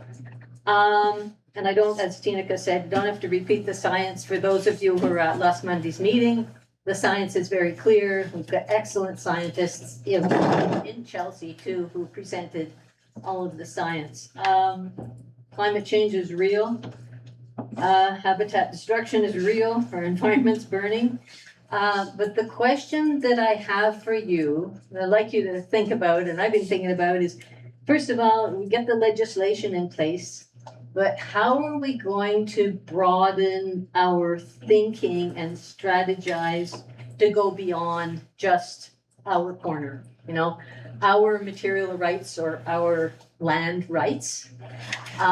So that was the best that I could come up with in terms of simplifying it. The image that I came up with was footprints. And I'm thinking of the footprints that we have made as humans, you know, our world and theirs, you know, so to speak. And then how we can minimize our footprints because we made many. And yet we've got, particularly I'm thinking of the Wildlife Corridor, we've got these large mammals. Their footprints are much larger than ours, but we've stepped on theirs, you know? Thinking of a way that we can work with our ecosystem, similar to what Tineke has mentioned, and also Gabrielle. And there's an abundance of literature on the way to do this. So I think, yeah, first of all, we've got our legislation in place, and then, you know, the abundance of literature, and I can send you some if you want to, but I think the legislation first and then that. But I wanted to raise this so that if the councillors who have concerns or the residents who are like, why broaden this corridor? There are a lot of advantages and reasons to doing it. Two things I'll read from here. Ecological corridors are not a planning constraint, but the most strategic investment in the resilience, security, and long-term value of our territories. Sorry, I don't have the title of this. The other was from Kateri Monteconi, Radio-Canada, Ecological Corridors in Quebec. When I talk about an ecological corridor, I think of a jigsaw puzzle. Every piece is held by an actor in the territory, so we're all responsible, right? We must find a way for everyone to put a piece on the table so that everyone sees the added value and everyone is proud to contribute to diversity. So that's what I'm thinking, and my question to you is, you know, if Yeah, I think that Rita and Susan did a great job with the corridor and the perimeter. You know, the community came out as well, and the study that was made was wonderful too, because, you know, we discovered all the life that was living there, which was really well appreciated by everyone. But before we make a decision on this, that's why there's some concerns, is that we have to think of everyone. You know, there's houses in the perimeter that are there that will be impacted. Whatever happens in the future, there's an impact on them. And it's not that we don't want to protect the wildlife that's living there, but we have also make sure that we're protecting people that are living here too, right? So those are things that we take in consideration. Our goal was never to bring the downtown Chelsea to Farm Point, so that's not gonna thank happen. goodness.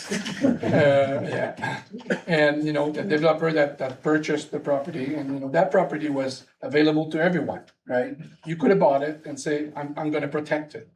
You didn't buy it, somebody bought it, and now there's a project, right? So now we just wanna make sure that this project is well structured, that it doesn't damage the environment. The creek is protected, the perimeter that's protected, and that we have to put those guidelines in place to protect as much as we can of the forest without doing a disguised expropriation either, because then there's lawsuits coming against the municipality. So when we take a decision, we have to look at all the aspects and also all the people that live there. So it's easy if I was just want to save the environment, say, I don't want anything to happen to like LDV and the forest and the creek.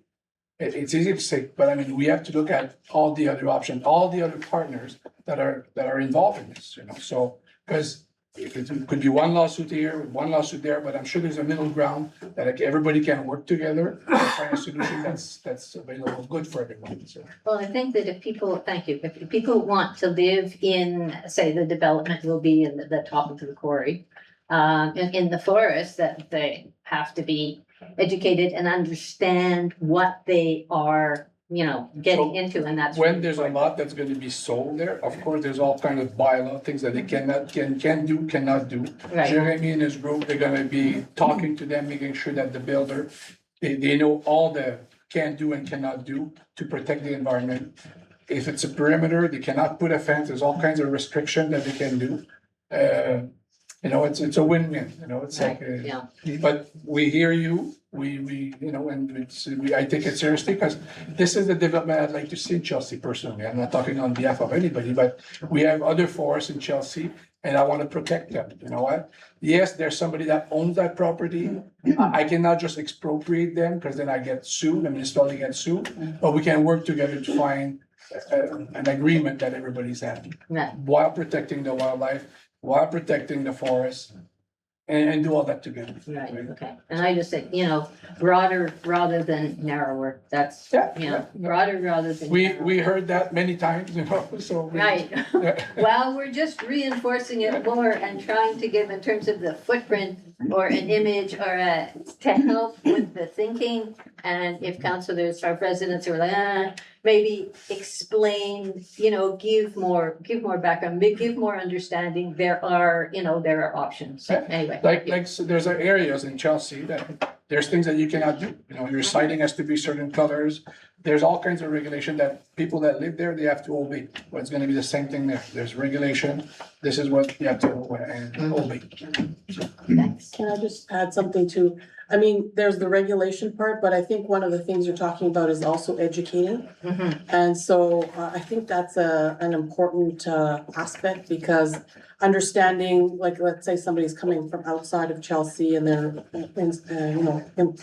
moving here, understanding that if you're in a corridor, there's certain things like you're gonna be expecting perhaps bears in your backyard, and, you know, you have to know that. And you have to like it. So I think that's part of the, I feel like that's a great challenge for anybody that's developing in Farm Point with the perimeter, is to like, it's actually like, you know, we're talking about mental health. It does, you know, being in nature does help your mental health. There are people that love, so that would be the, you know, the marketing and the education. Right. Yeah. Well, on Sunday night, if any of you were listening to Cross Country Checkup, there was an incredible program on, people were phoning in from all over the country, their experiences with wildlife. And if you don't protect corridors, and if you don't understand it, people ending up with bears and deer and who knows what else on their back porch. So you really have to, education is certainly an important piece. Thank you. Thank you. Thank you. Any codes? Henny, I think she left. I think she left, hein? Okay. Donc Sylvie Daou. Il y en a beaucoup d'autres.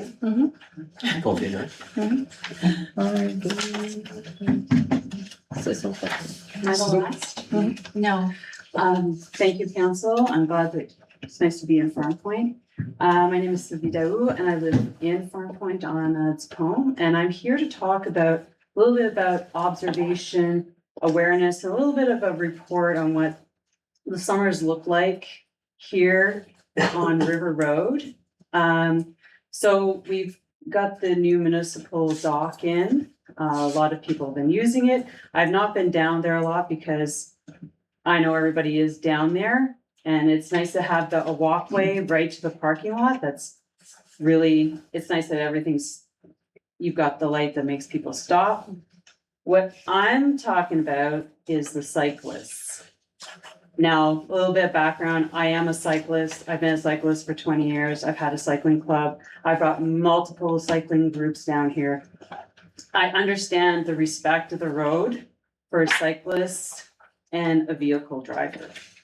Now, I've experienced myself a lot of disrespect with cyclists. Now, on river roads, especially as a driver, I've seen them blow through these stop signs, groups, families, you name it.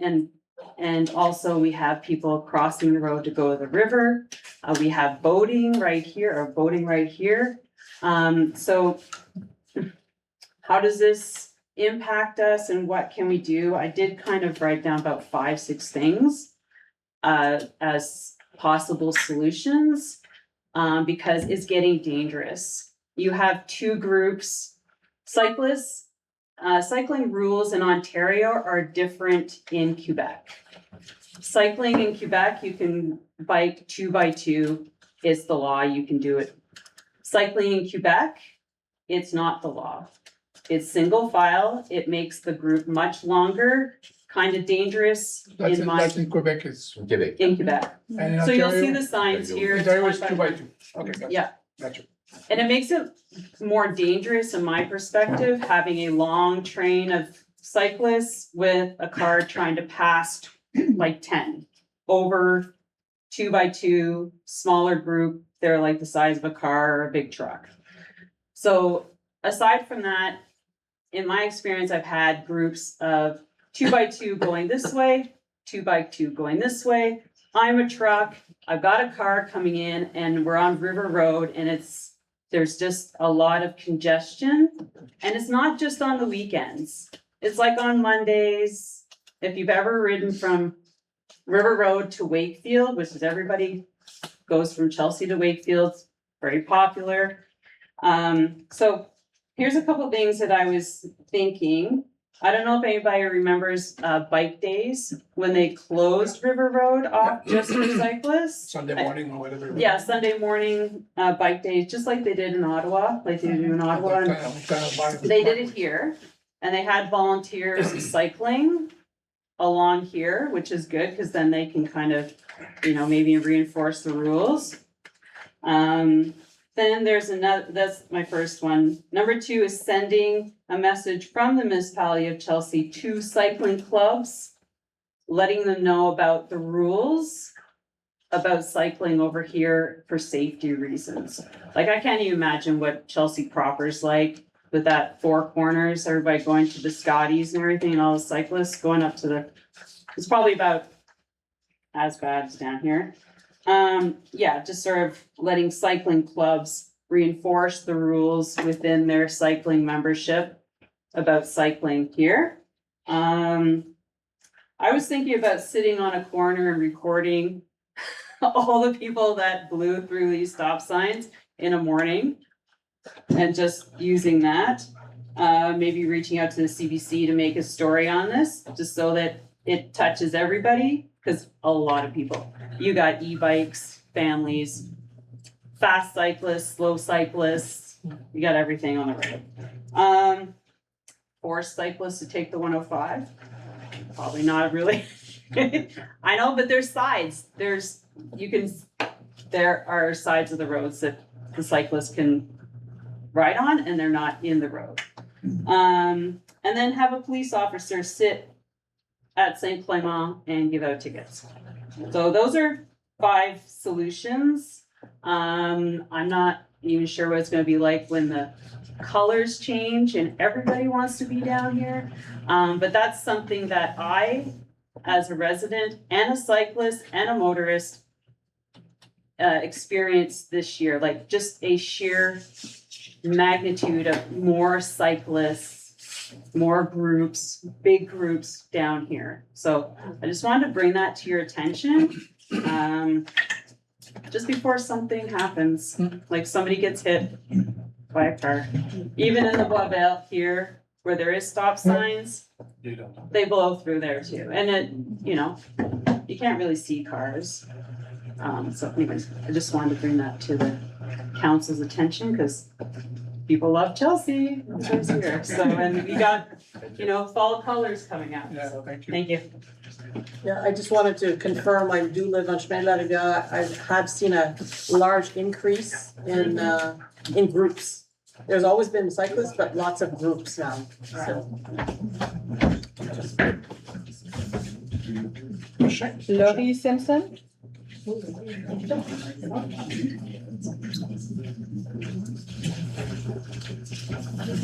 So I'm Laurie Simpson and I live on Croissant, and I'm not gonna go on about the animal corridor, which we have talked about and I've got my answers. But I just still have one question. It is, I've been away on holidays and then I came back and I went, of course, behind my house and up to the quarry. And within the last 2 weeks, there's been people up there putting flags all around, little red flags, all from the quarry and onto the lake where it comes off from cross loops, like that one down mailboxes. So is there starting like planning of where the houses are gonna be? Or like, I know we haven't finished figuring out where the animal corridor is. and the force behind my house and Claude's house. Like, we just wanna see, like, if people were walking in there too, so I'm just wondering, we haven't established yet the animal corridor and how big it's gonna be. But now these flags have gone up within the last 2 weeks since I've been away. So I'm just wondering, is there something that I missed or? As far as I know, there's le plan lotissement, which is what it is? Subdivision. Subdivision plan has not been issued yet, Okay, so I don't know what's there, but I can look into it. yeah, just because, okay, so it hasn't been established yet if it's still gonna stay small, the animal corridor, or if it's gonna go past up to Claude's house and my house. And then between Claude's house and our house, hey Claude, there's a street light. And that's where I saw some people walking, so are they considering that being some sort of road too, going up to the quarry? Like, I'm just wondering why people were there, do you guys have no clue? No idea, I'll look into it. Okay, cool, that sounds fine. All right, thank you very much. Pierre Béchard.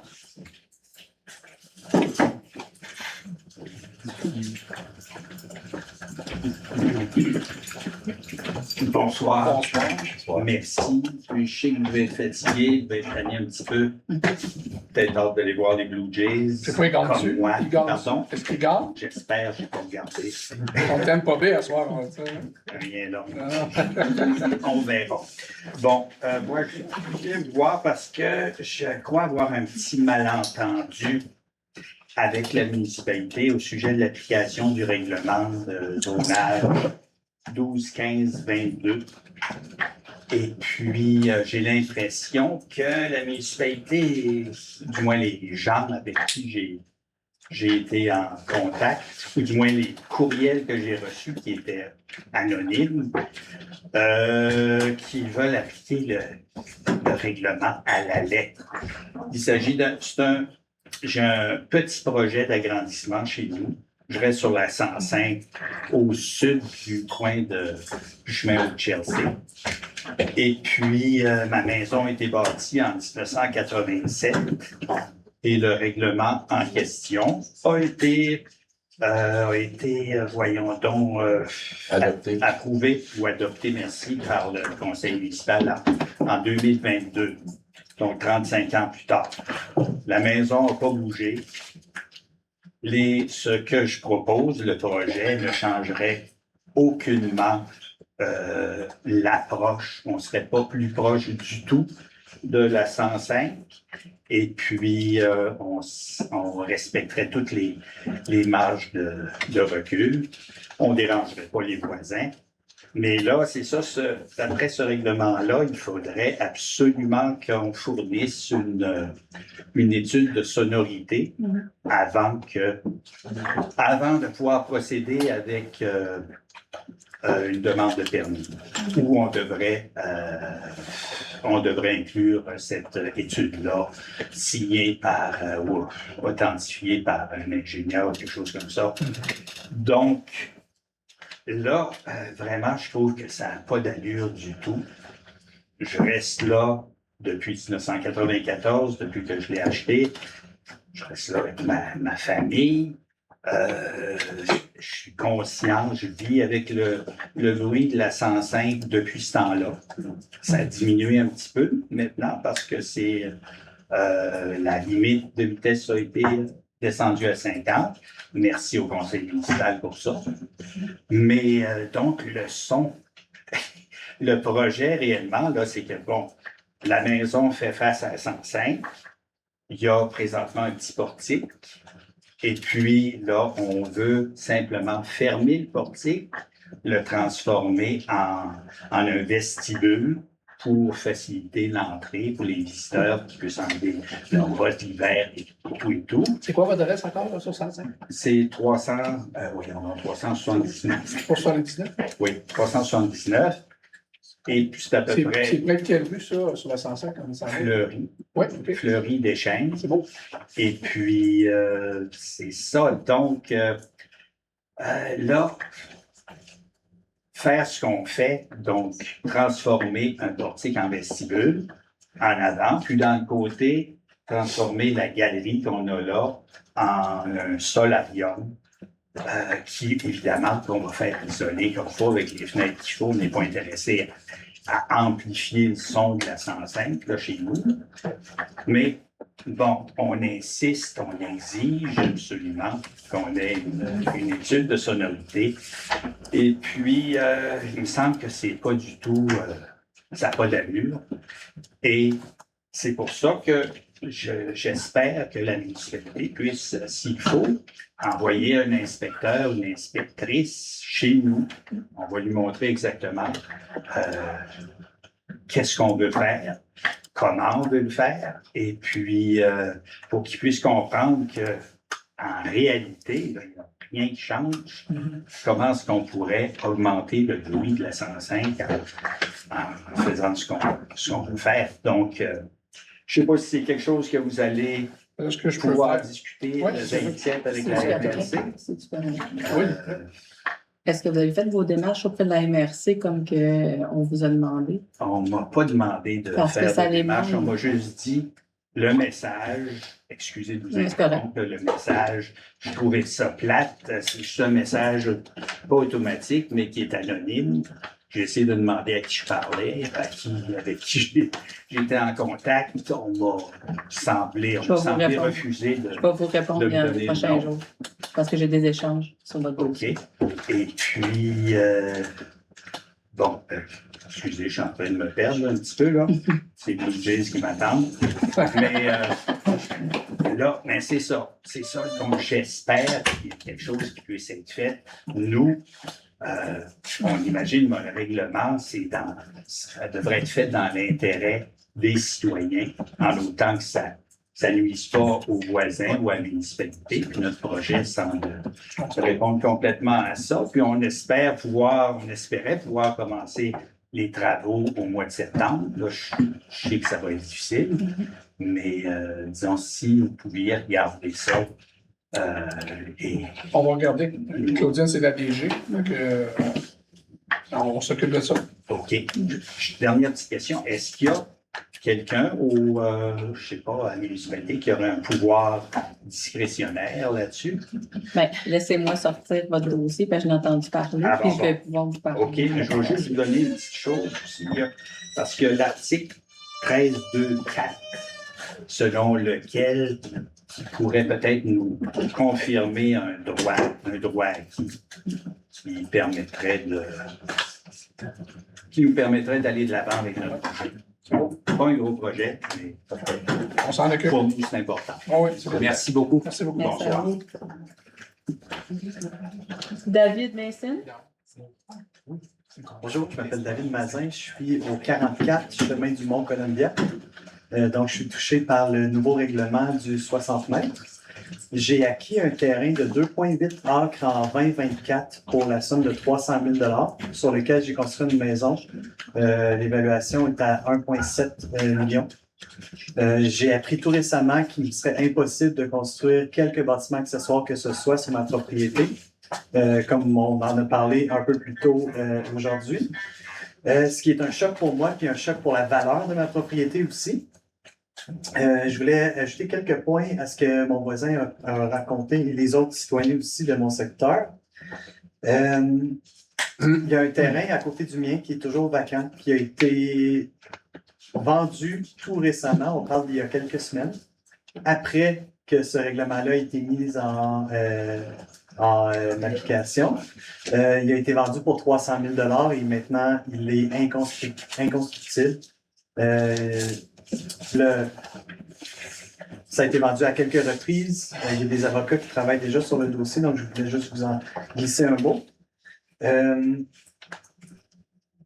comprends la logique environnementale de vouloir protéger les espèces à risque, mais de protéger les espèces à risque dans des terrains qui sont déjà exploités, qui sont déjà gazonnés, asphaltés, qui ont déjà des piscines. Moi, je suis chanceux. Moi, j'ai fait ma piscine en 2024. J'ai eu les permis. Mais maintenant, de ce que j'en comprends, plus le droit de reconstruire un bâtiment endommagé. S'il y a un feu, plus le droit de reconstruire non plus. En théorie, si on applique le règlement à la lettre, on n'a pas le droit de couper notre gazon non plus, au même titre que les 15 mètres de bande de protection riveraine qu'on a déjà. J'ai déjà un 2 acres que j'avais de mon terrain qui est cédé pour la protection de l'environnement avec un corridor de circulation que j'ai acheté en connaissance de cause. Maintenant, c'est l'entièreté de ma propriété qui est couverte par le 60 mètres. La rue l'est aussi en passant, donc vous n'avez pas le droit d'entretenir la rue ni le fossé. Donc vous avez enfreint votre règlement il y a 2 semaines en coupant les arbres dans le fossé. Donc c'est une grande perte de jouissance pour tous les propriétaires du secteur. Aussi, la valeur de nos propriétés va devoir être reconsidérée fortement à la baisse. La valeur municipale, taxe municipale. Si le règlement n'est pas modifié, moi je vais entreprendre des démarches pour avoir un dédommagement financier, que ce soit de la municipalité ou de la MAC, puis on va être un groupe de citoyens qui va se rassembler avec des avocats pour pouvoir monter un dossier. J'espère vraiment pas me rendre à ça, c'est pas l'intention qu'on a évidemment. Mais définitivement qu'il doit y avoir des indemnisations pour les citoyens. Alors, ma question pour vous par rapport à ça, c'est, là, vous avez déjà répondu à la question, vous avez l'intention de revoir cette réglementation-là, vous avez dit une date déjà qui est le 27 août. Vous allez nous revenir par la suite. Fait que là, l'engagement est clair, l'objectif est précis, il y a un échéancier concret par rapport à ça, donc les questions sont déjà répondues, mais je voulais juste vous faire part de quelques points supplémentaires. Je ne m'attends pas à d'autres réponses, là, je pense qu'on a fait le tour de ça. Sinon, juste un petit point à rajouter. Il y a de plus en plus de pannes électriques dans le secteur Hollow Glen. À chaque tempête de pluie, il y a des pannes de courant qui peuvent durer jusqu'à plusieurs heures. La pluie et l'électricité ne devraient pas nécessairement être reliées. Il y a un transformateur sur le chemin de la montagne qui saute à chaque tempête. Fait que peut-être que le réseau est saturé avec les nouvelles constructions. On a beaucoup de gros panneaux électriques 400 ampères avec les autos électriques et tout ça. Fait qu'il y a peut-être quelque chose à faire avec Hydro-Québec à ce niveau-là. J'ai déjà ouvert un ticket avec eux, mais j'ai pas eu de nouvelles. Et aussi, je voulais avoir un suivi sur le parc pour enfants dans Hollow Glen. Savoir si ça avait toujours lieu, si oui, où, et s'il y avait un échéancier à rapport à ça.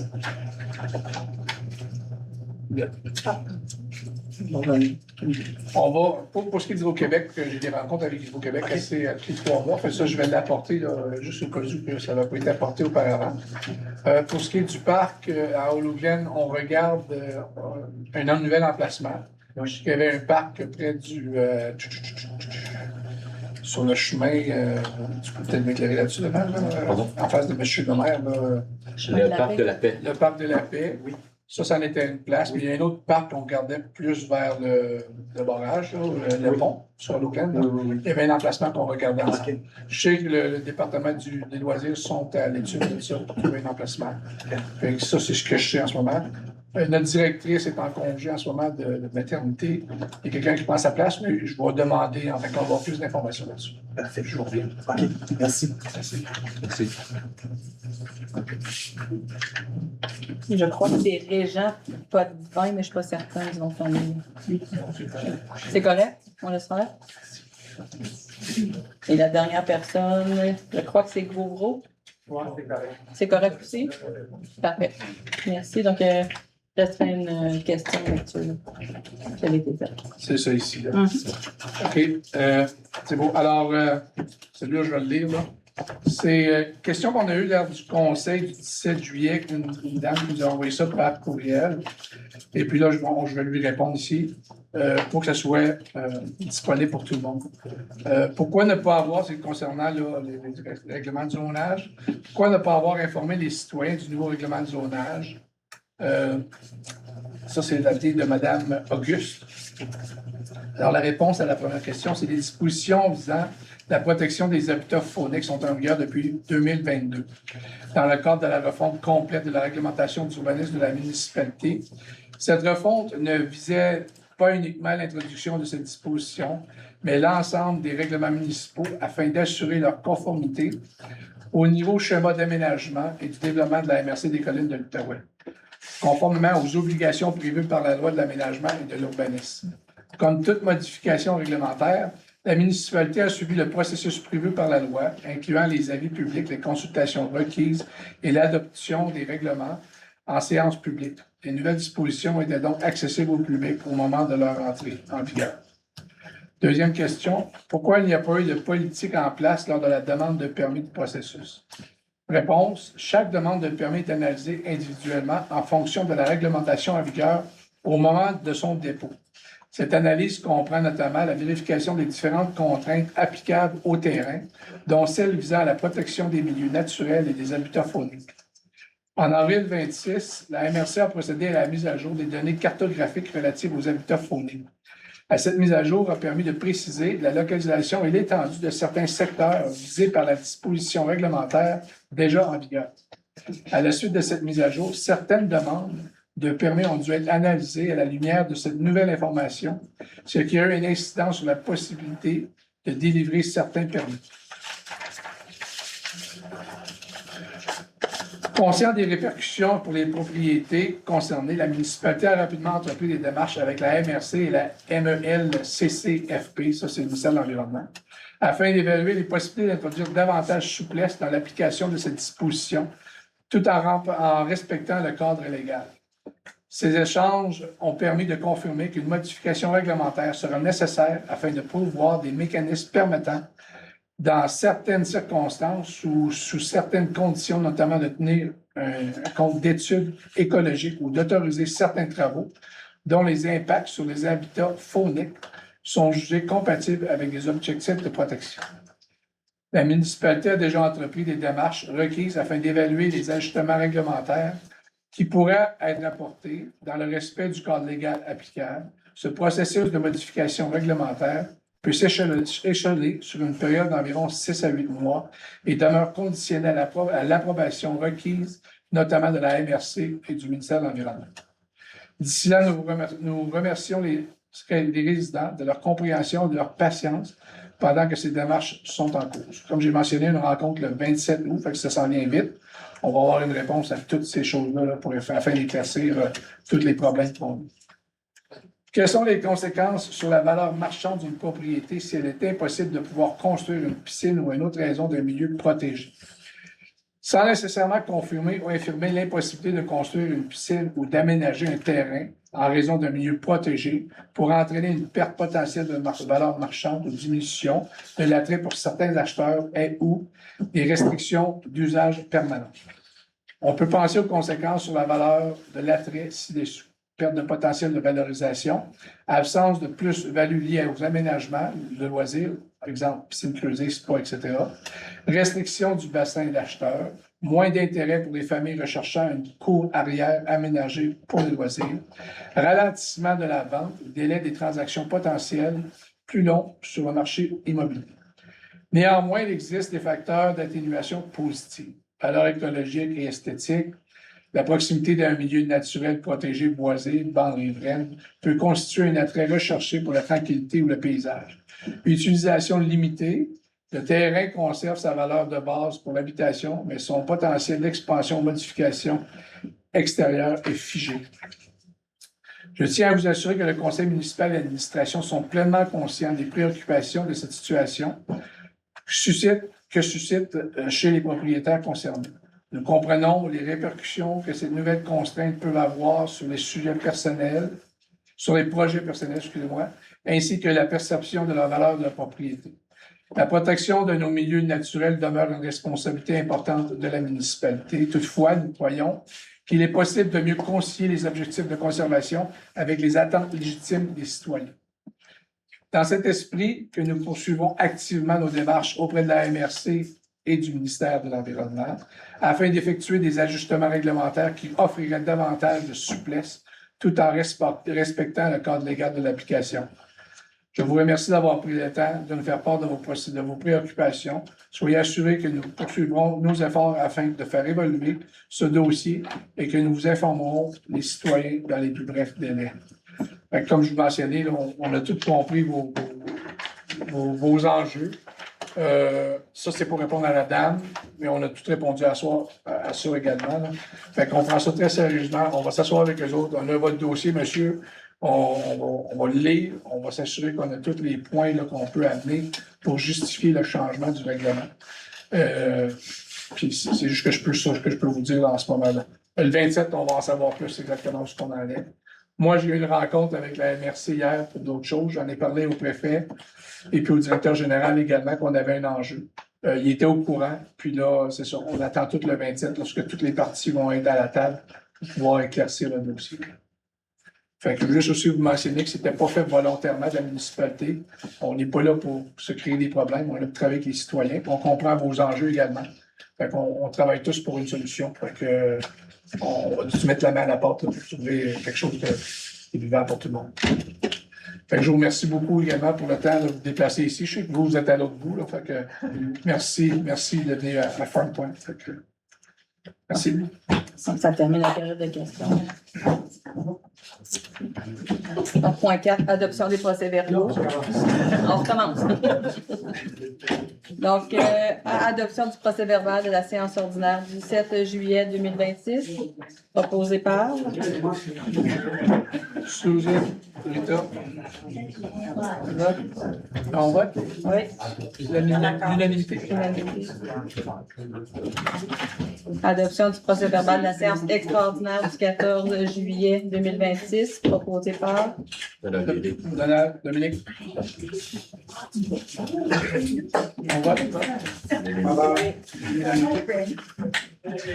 Point 5, dépôt de documents. Donc, en A, le dépôt du procès-verbal du comité consultatif de vie commune et de cimetière pour la réunion tenue le 28 mai 2026 et que ce document soit conservé aux archives municipales sous le code de classification 114.205. C'est un dépôt. C'est un dépôt, il n'y a pas de... On vote pas. B, dépôt du procès-verbal du comité consultatif d'urbanisme pour la réunion ordinaire tenue le 3 juin 2026 et que ce document soit conservé aux archives municipales sous le code de classification 114.204. En C, l'amendement budgétaire mensuel pour juin 2026. En D, dépôt de la liste des comptes payés du 24 juin 2026 au 28 juillet 2026 au montant de 825 963 et 6 sous. Et dépôt du rapport de consultation publique du 10 août 2026 concernant les projets de règlement numéro 1391-26 et 1388-26, modifiant le règlement de zonage numéro 1215-22, dispositions modifiant les modes d'éclairage des enseignes et dispositions relatives à la protection du ruisseau Miche comme territoire de connectivité des habitants. Ça nous apporte au point 6, soit 6.1, réglementation. En fait, non. On passe à 6.2, pardon, je m'excuse. Donc, en A, l'octroi du contrat pour la fourniture d'abrasifs routiers pour la saison hivernale 2026-2027. 2 soumissionnaires, soit Construction DGL Inc. pour le prix unitaire de 21,90 avant taxe, pour un prix total pour 4000 tonnes, taxes incluses, 100 718,10. On a également eu Amriz Incorporé pour un prix unitaire de 18 pour un prix total pour 4000 tonnes, taxes incluses, de 82 782 Donc, il est proposé. C'est pour le secteur de Leclerc? Ou c'est partout dans la municipalité? C'est pour la municipalité. Au complet. Au complet, effectivement. Donc, en l'occurrence, on veut octroyer le contrat pour la fourniture de 4000 tonnes d'abrasifs routiers 5-10 net pour la saison hivernale 2026-2027 au montant de 82 782 incluant les taxes, à la compagnie Amriz Incorporée. Donc, proposé par Susan. Appuyé. Rita. Rita. On vote. On vote. 6.4 pour les subventions. Confirmation des travaux pour le programme d'aide et d'infrastructure de transport actif Vélos 3 2020-2021. Donc, proposé par Dominique. Dominique et appuyé par Greg. Vote. 6.6A, donc vente des immeubles pour défaut de paiement de taxes. En l'occurrence, c'est pour l'autorisation de la liste des immeubles ciblés. Donc, proposé par, Donald. appuyé, Dominique? vote. J'aimerais que vous décrivez le processus pour le public. Il n'y a pas de problème. Donc, en l'occurrence, c'est pour les taxes impayées de 2024 pour les 3 prochaines années. Donc, il a été ciblé après analyse des immeubles et ou terrains là, où les montants n'ont pas été perçus. Donc, en l'occurrence, il y a des lettres qui sont envoyées aux citoyens là, de façon recommandée pour essayer d'avoir paiement, pour éviter une vente pour taxes. Donc, à ce stade-ci, on a ciblé 33 immeubles qui font l'objet d'une possibilité de vente pour taxes là, le 3 décembre prochain au Centre Méridite. Donc, ça va être envoyé après aujourd'hui là, aux avocats qui s'occupent là, de procéder pour notre mandat de la municipalité de Chelsea. Puis il reste aussi que si ils peuvent payer. Les gens peuvent payer jusqu'au la veille là, de la journée Ils exactement. pourraient du commencer même demain, s'ils Oui. voulaient, puis... Tant que la liste officielle n'est pas sortie, ils peuvent payer sans souci, effectivement. Bien. Puis, je voudrais juste ajouter que c'est une obligation de publier les noms et les adresses. Tout à fait. L'article 1027 du Code municipal impose la publication dans 2 journaux locaux où les propriétés sont. On peut passer 6.6b, nomination de représentants de vente d'immeubles pour le défaut de paiement de taxes. Donc, en l'occurrence, ici, c'est l'article 1038 du Code municipal qui le prévoit. Donc, proposé par? Dominique? Carito? Vote. Au point C, demande de reconnaissance aux fins d'exemption de taxes, Corporation Habitation de Chelsea pour l'immeuble situé au 327 chemin de la Rivière. Donc, proposé par? Peter? Greg? Greg. Vote. Je veux juste mentionner que cette propriété-là, c'est la résidence du Petit Bois, qui est ici la résidence des personnes âgées. Et puis, c'est une exemption qui est annuelle pendant la durée de la maison. Exact. 6.6D, autorisation de signer la transaction au dossier 550-05-016353-248, soit SAI-Q-276-279-2407. Donc, proposé par? Dominique? Secondé par? Rita. C'est bon. En faveur? En faveur. Juste mentionner que. Le pécunier seulement, ici, qui est ciblé dans ce dossier-ci, pour le moment. Oui.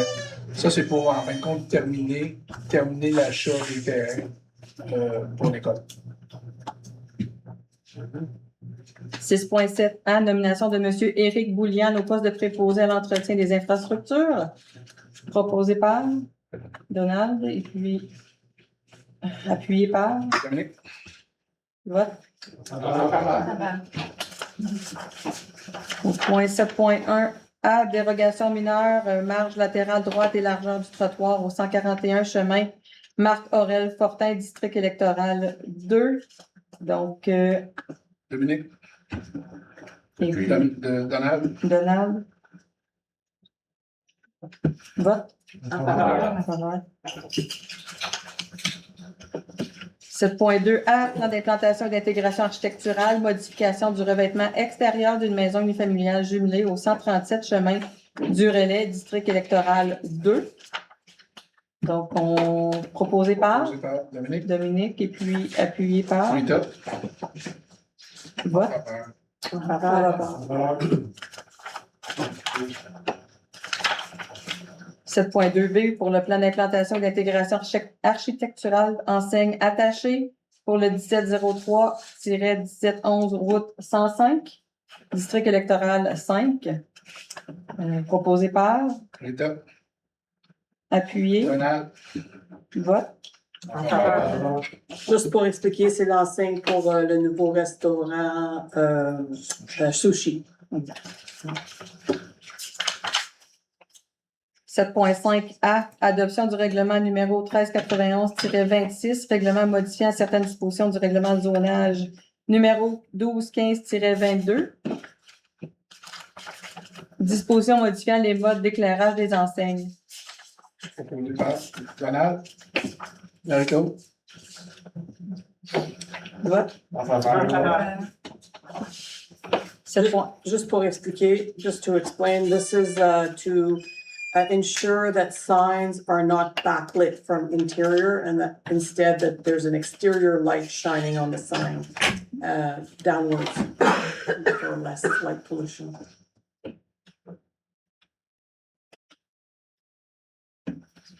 « 7.5B, à l'émotion, présentation et début du premier projet de règlement numéro 1393-26, règlement modifiant le règlement de zonage numéro 1215-22 pour l'ajout de sous-classe d'usage de la classe C1 à la grille des spécifications de la zone mix-FP-9. »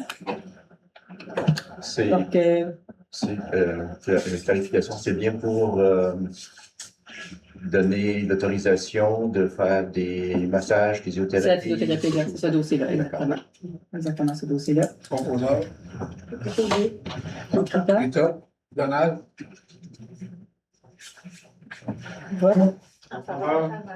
Donc, pour être plus précis, cette zone-là, c'est sur la 105, c'est sur la 105, devant, à côté de le studio de yoga. Et puis, cette zone-là. Et on attend un nouveau physiothérapeute.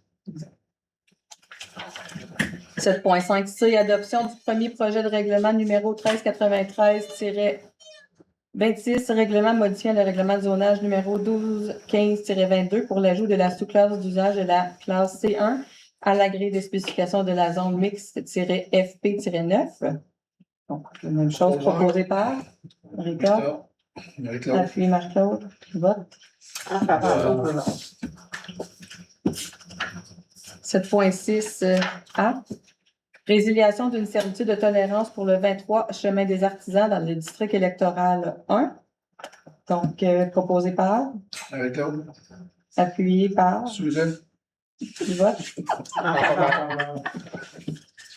Juste ton nom. N'oubliez-moi pas, monsieur le maire. Ben non. 9A. Octroi d'un mandat de service professionnel pour l'élaboration de 3 scénarios de réaménagement visant à sécuriser l'intersection de la route 105 et du chemin Saint-Clément. Proposé par. Rita. Appuyé Greg. par. Le vote. 9B. Demande d'aide financière dans le cadre du programme d'aide à la voirie PAVL pour le volet redressement et sécurisation pour la réfection d'un ponceau situé sur la route 105 à la hauteur du chemin Mont-Rose. Proposé. Dominique. Vote.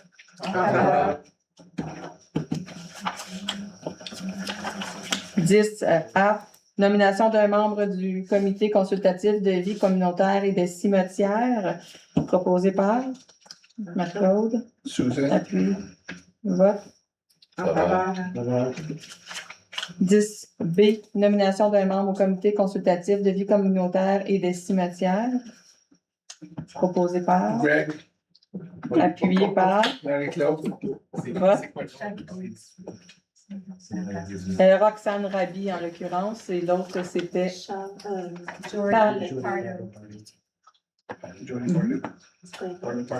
J'ai Pardo. Bienvenue au comité de la vie et la mort. Oui. Jordi Pardo. C'est ça, j'ai. C'est ça, là? C'est ça? C'est ça, oui, c'est ça. C'est ça? Donc, si on revient à celle de Roxane Rabi, pardon. Le vote.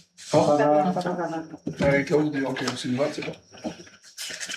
11A, autorisation de tenir une collecte de fonds barrage routier pour des œuvres de charité et l'Association des pompiers et pompières de Chelsea. Proposé par Susan. Appuyé. Marie-Claude. Vote. Et c'est la levée de la séance proposée par Donald. Donald. Appuyé. Ça complète, merci. Merci à vous tous. Merci beaucoup.